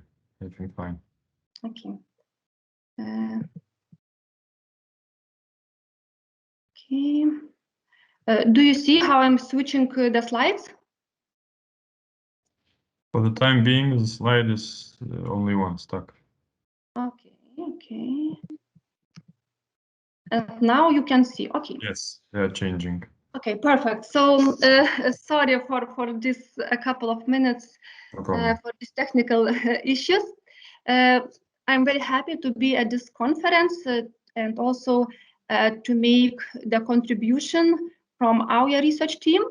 And today we heard a lot of very interesting presentations, and we also heard presentations about sustainable business cases, what innovative solutions are being implemented in diverse sectors. And as I am from research, so with this presentation, I will try to summarize, because the research which I'm going to present is based on the results of different cases. It's like generalization of different cases, because probably one of them, how to say, quite often here also mentioned problem is how to upscale, because really we have very good cases, but still it's not enough. Because if we look at statistics, for example, at environmental indicators or circular indicators, still this statistic is not so good as we wished, let's say. So the pressing question remains, how do companies shift to the circular economy, and what are challenges and opportunities, as these results are based mainly on Lithuanian business companies. So of course, the presentation is based on Lithuanian context. So while preparing and making that research, of course, we took several assumptions for that, and I think that one of the basic assumptions is, of course, value chain approach, because if we wish to be more sustainable and if we wish to shift to more circular economy, of course, we have to look at the whole pipeline from the project design till the, let's say, smart waste management. And of course, currently we can see these problems because a majority of actions still are placed on the end of this pipeline, on the end of the on the end of the value chain, and still we have just a line. Yes, that's why we always are talking about the linear approach. Yes, and still we cannot have this more circular approach. So while performing this research, we took the approach of value chains, and of course, with the particular attention to the sustainable product and services, because this is really one of the key aspects. And if we look at circular economy policies, Green Deal, Circular Economy Action Plan of 2020, we can very clearly see this distinct focus on products, on sustainable products frameworks. So also, while performing this research, we also kept this approach. In addition, it is very important to understand that the circular economy is not something that you can make alone. That's why we also approach the stakeholders approach. It means that a variety of stakeholders are involved. That's why our research, as you will see later, also was based by getting answers from different stakeholders, which are very relevant in order that to be more circular. And finally, local contexts are very important for the circular economy, because countries, regions, they differ by their market structures, by their strategies of public governance, circular finance, finally, resource structure, and a variety of factors. So even though that on the very general scale, we can see that a lot of drivers are quite similar, but still it's very important to understand this local context in order to implement suitable policy tools and suitable measurement techniques. So taking into account all these assumptions, our aim was to identify these drivers that can motivate or non-motivate to the circular economy, and what are key problems, what are key obstacles. Because so our approach, our research unit by no means was business companies. It's like a central position. So to perform this research, which I'm going to present, we used both expert survey and both quantitative survey. So today I'm going to present just expert survey, but what I want to emphasize that also we made a quantitative survey to understand what on average is the understanding about challenges and opportunities leading to the circular economy. But in addition to get a deep understanding about these problems, we also performed a qualitative study. So in total, we talked with 55 experts, and as I said, our central position, central object, of course, was business companies, but of course we had stakeholders, respondents from different parts. Yeah, of course, the majority of them were from Lithuanian industries, different industries. These industries are resource intensive, such as plastics, textile, furniture, and food. Maybe it's also important to emphasize that we particularly chose those companies which already do some actions in regards to the circular economy, because we wanted to understand from their positions what were the key obstacles and how do they see opportunities. So that's why these companies were particular companies to get a real understanding. And in addition, we also talked with local governance institutions, because they're also very important in fostering that circularity, and also not to be stuck in the local level. We also talked with experts from international organizations, also to see how these local global dimensions are correlated. And here we can go to the research results. So all these research results, we of course classified, structured, yes, in order it would be more easier to understand. So basically we tried to identify motivating and non-motivating drivers. It actually was very interesting results that at the same time some drivers, depending on the situation, they can motivate companies, for example, favorable legal acts, but on the other hand, for example, uncertainty of regulation, lack of clearness, they can hinder, let's say, shift to make decisions for the circular economy. Also, we looked how these drivers differ among different respondents, among different stakeholders, because we had 3 types of stakeholders. And finally, we also tried to look at by the importance of the drivers, whether these are more external, like or more internal, or more related with legal, let's say, opportunities, legal circumstances. So here we can go to the research results, and in this slide you can see approach which we got from Lithuanian industry companies, and we got that the most motivating drivers for the circular economy are technological solutions. And actually it was a very interesting result, because well, what also I heard today, that one of the biggest obstacles at the same time and maybe also a driver can be external financial support. So this technological solutions, which we called, is also very in line with these financial support, because majority of companies emphasize that when they got part of the external support, they can more easier get different, more innovative technological solutions, and that fosters circularity. So that was really a very important driver. Of course, collaboration across the value chain,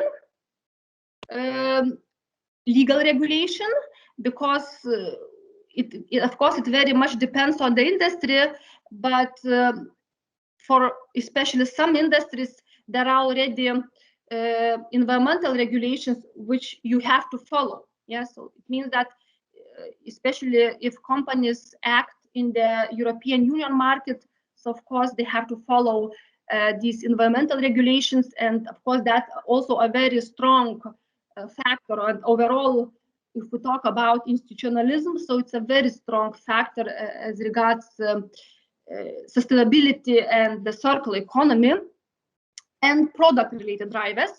So these most motivating drivers, I'm also going to show more details.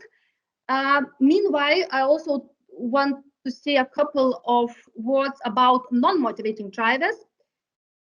Actually, the majority of non-motivating drivers were related with products that it's still quite difficult to change products, complexity of product design, or sometimes companies are afraid that while using more recyclable materials, products quality can be less. And actually still a lot of companies emphasize that lack of recycling networks, lack of the knowledge about collaboration, lack of the knowledge about key actors in order to make circularity. So these drivers were indeed prevalent, these non-motivating drivers that hinders companies to make these decisions. Because again, this is very related, of course, with risks, but because such uncertainties, they make the risk higher, and of course, companies don't want to make that risk, and this stops, let's say. Speaking about the most motivating drivers, as these are the same three most motivating drivers, like technological solutions, collaboration, and prolonging the life cycle of product. So of course, in our detailed analysis, we have we can decompose each of these factors, and here you can see that, for example, if we speak about technological solutions, so the majority of solutions, of course, are related with manufacturing technologies, and probably there is no surprise because our target companies were manufacturing companies, but still we also can see the importance of other process innovations, platforms, mobile and digital technologies. As regards to collaboration, so we can see that quite a few actors are very important, like strategic partners, recycling companies, suppliers. Of course, it very much depends on the place of the companies in the supply chain. But overall, the quality standard in the supply chain indeed is very important, and it highly motivates companies to have that standard and, let's say, to implement environmental innovations. And finally, when speaking about prolonging the life cycle of the product, because still the problem is that our consumption is not sustainable enough. Of course, it's double problem, both from consumers and companies. But still, maybe the most interesting observation here is that still, when we speak about prolonging the life cycle of product, mostly this is understood as recycling. And of course, if we look at this hierarchy of waste management, and if we look at the circular economy, so other strategies such as remanufacturing, reuse, repair, reshare should be more prevalent in the circular economy. So still this is highly lacking, actually.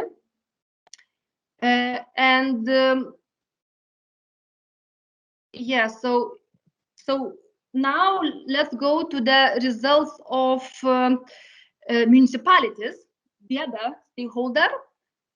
So here, of course, we get maybe a bit more drivers. So from municipalities and RATs, this is regional centers, regional waste management centers. The most motivating drivers were like sharing information, making more public information about different circular initiatives, about smart waste management initiatives, sorting, and etc. And of course, infrastructure, like for example, smart waste management systems. But still, there is a lack of more innovative solutions at different, let's say, R's, like reuse, reshare. And as regards non-motivating drivers, still one of the most problems seem to be uncertainty of regulation and lack of recycling networks. When it goes to the international experts, so I should say that these results are very similar to Lithuanian business companies' results. Actually, if we speak about the most motivating drivers, maybe it also should be mentioned that international experts also emphasize that one of the economic, let's say, in this case, non-driver, that still we have very low prices of raw materials. And in this case, for companies, quite often is not worth to substitute with secondary materials. And this is also a problem, how to initiative that we could use more recycled or recyclable materials instead of, let's say, virgin materials.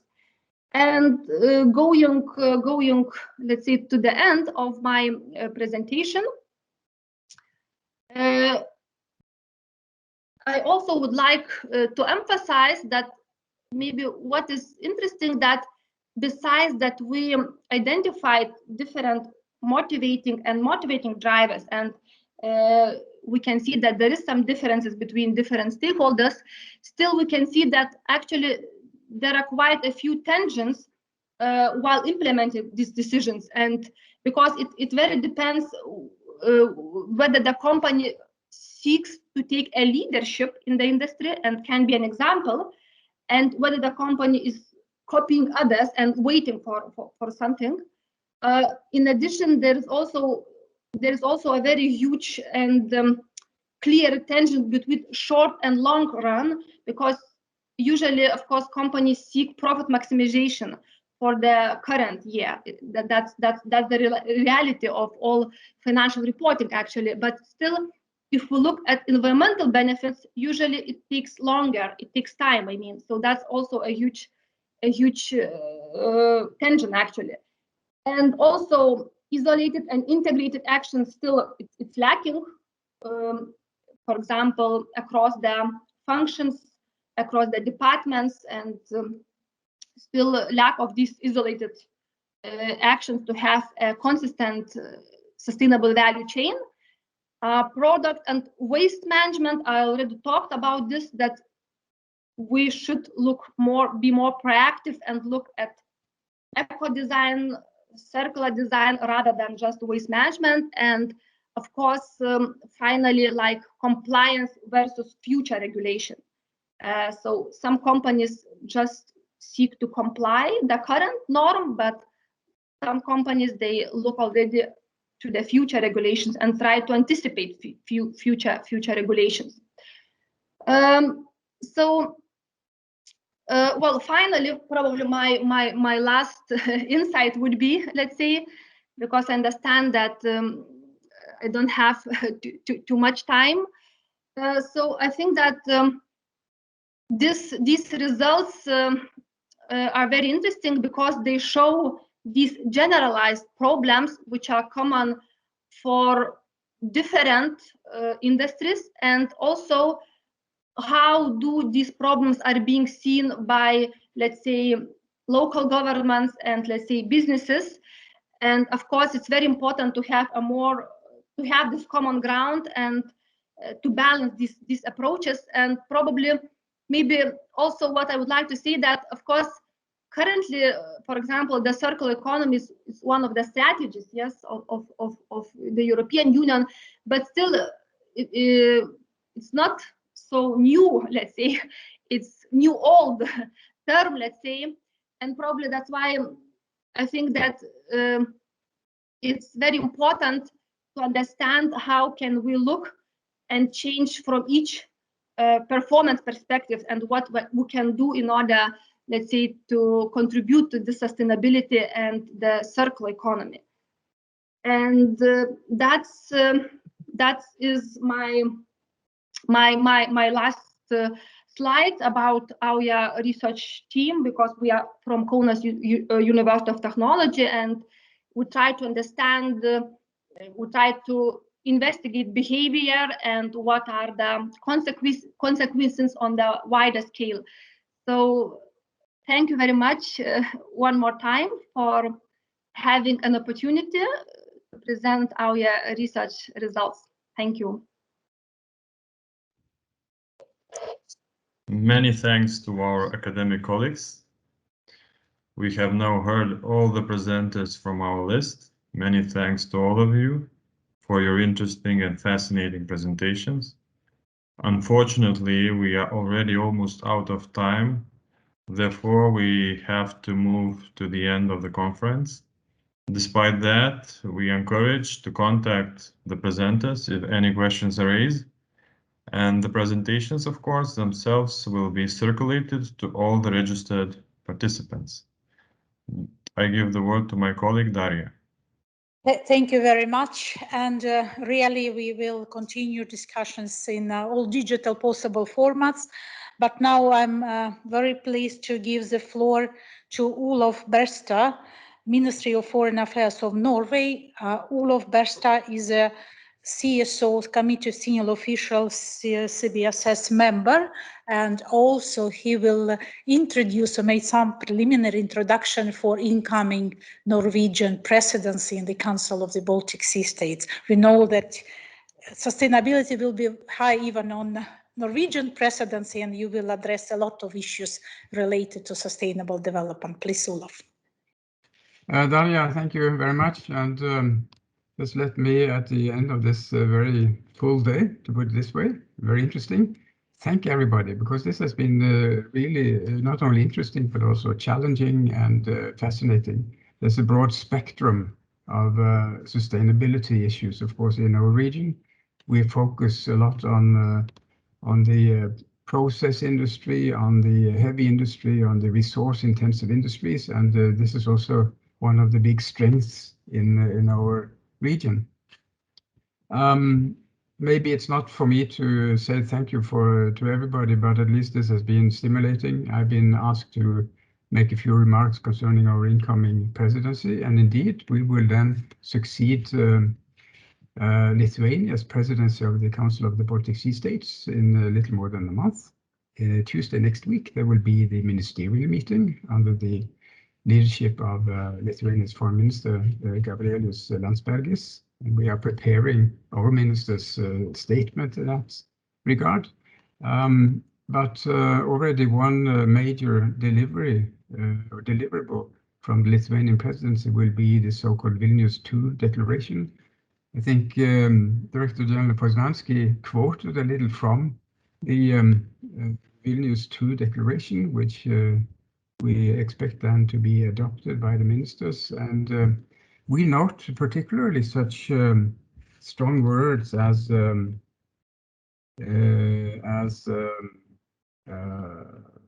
resolute steps, decarbonization, climate neutrality, circular economy, clean and renewable energy, green and blue economy.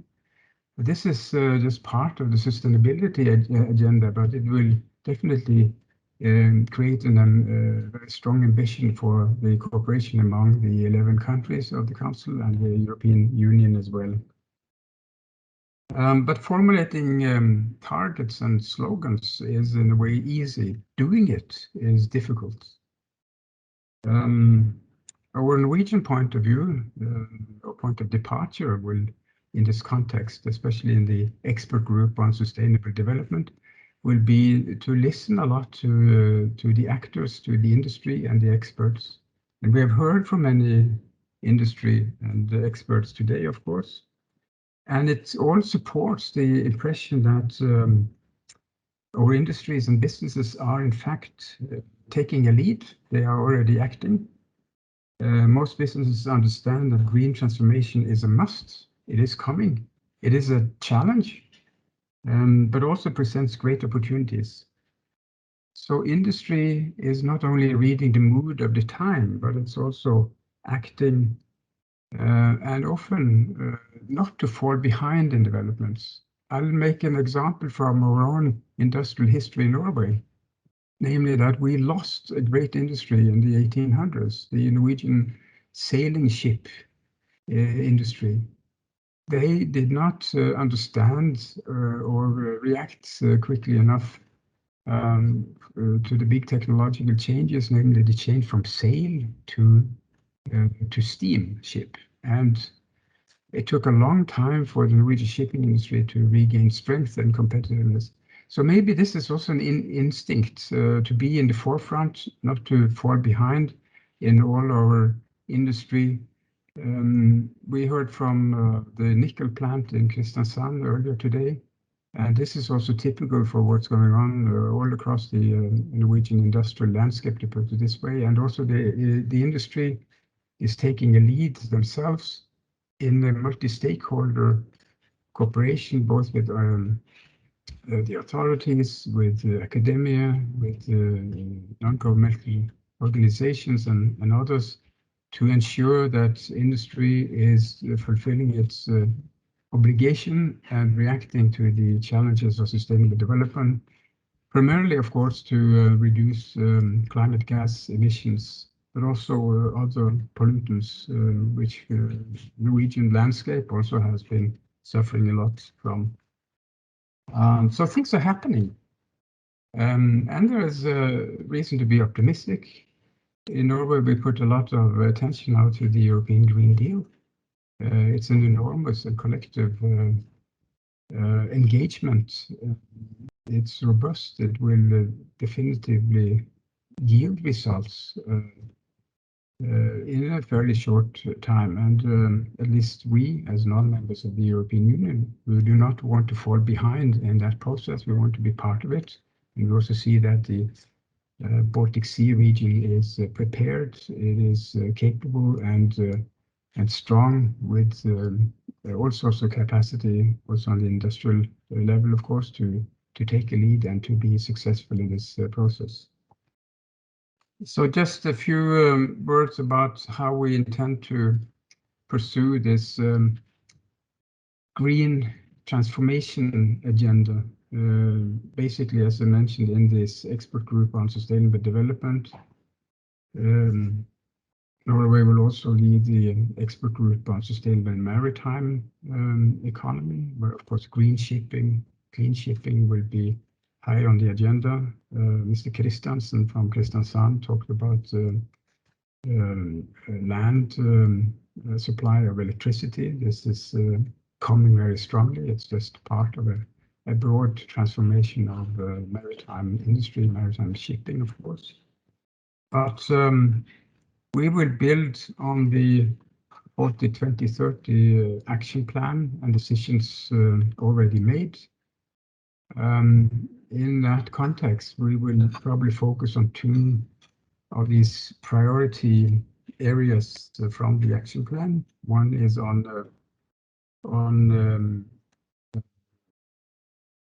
sustainable economy, transformation to a sustainable economy, and the other one is creating a sustainable local community and cities. In all aspects and respects, of course, the local communities, the local authorities are very, very important actors in the transformation to a sustainable future. What we intend to do in the Sustainable Development Expert Group is to put focus on such issues as new technologies with hydrogen, carbon capture and storage, with battery technologies, with offshore wind, also mentioned earlier today, and above all, also a circular economy. Now, there are many theoretical aspects of circular economy. We've heard a lot about this already. What is also fascinating is how we can engage the manufacturers more in the the circular economy. It's not only a matter of recycling material and recycling waste. It's also a matter of making the projects circular in design. We have heard about that, but also empowering or encouraging the manufacturers to make good products with durability aspects built in, repair aspects, etc. Maybe even the ownership of the product for a long time, and also the responsibility to recycle or take care of the product at its end of life. In that way, consumers would become more not owners of products, but users. And maybe that will also be help to a circular economy. Well, I could talk more about details, but there are so many interesting things going on, and we need to talk about it and share experience, share ideas. The train is moving very fast. This is one of the metaphors, of course, used frequently. And we in the region cannot afford to stay behind on the platform when the train is moving, the rest of the world is developing. We need to take charge here and develop our industries and societies based on the good experience we already have. So we are looking forward to taking this responsibility as presidency, and especially with the two groups dedicated to sustainable development. And of course, one is massive with all practically aspects of sustainable development, but with heavy focus on the climate challenge, emission issues, pollution, the marine environment, of course, the Baltic Sea and the other seas around us. I think I'll just stop there, but there will be continuity. I think what we have learned also from today's webinar, seminar, conference is that the format works. It's easy or possible to assemble people in a virtual way. And so this is our intention to make a platform for more of these seminars, webinars on specific themes where we already have a competitive edge in our region. Thank you very much.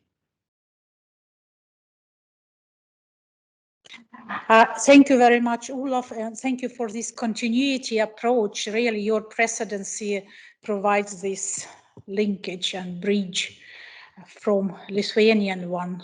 Thank you to follow this very good experience. Yes, it was a very intense day today, but it's only provide us the evidence-based picture how many devoted people, companies devoted to the concept of sustainable development we have in our Baltic Sea region, which provides a common ground to build a model region for all to follow. So thank you very much. And from my side, I would like to thank all participants to dedicate so much time for today, coming in, coming out, but still we have a lot of people all day long. Thank you very much, Davidas, for Lithuanian presidency as a whole in the group and having this great idea to organize the conference on green transitions. I would like also to thank my colleagues sitting with me here, Ujis Sanders and Olga Zulin from Secretariat. We all worked as a team. So thank you very much. And yeah, shall we, Davidas, conclude by that we will continue, obviously, to go ahead to discuss these very relevant topical issues for all related to sustainable development of our region. But being a front runner, basically we have a special responsibility really to create this example for all to follow. Thank you. Thank you very much again, everyone, for being with us. And thank you, the Secretariat, for all the help. And see you in the other formats.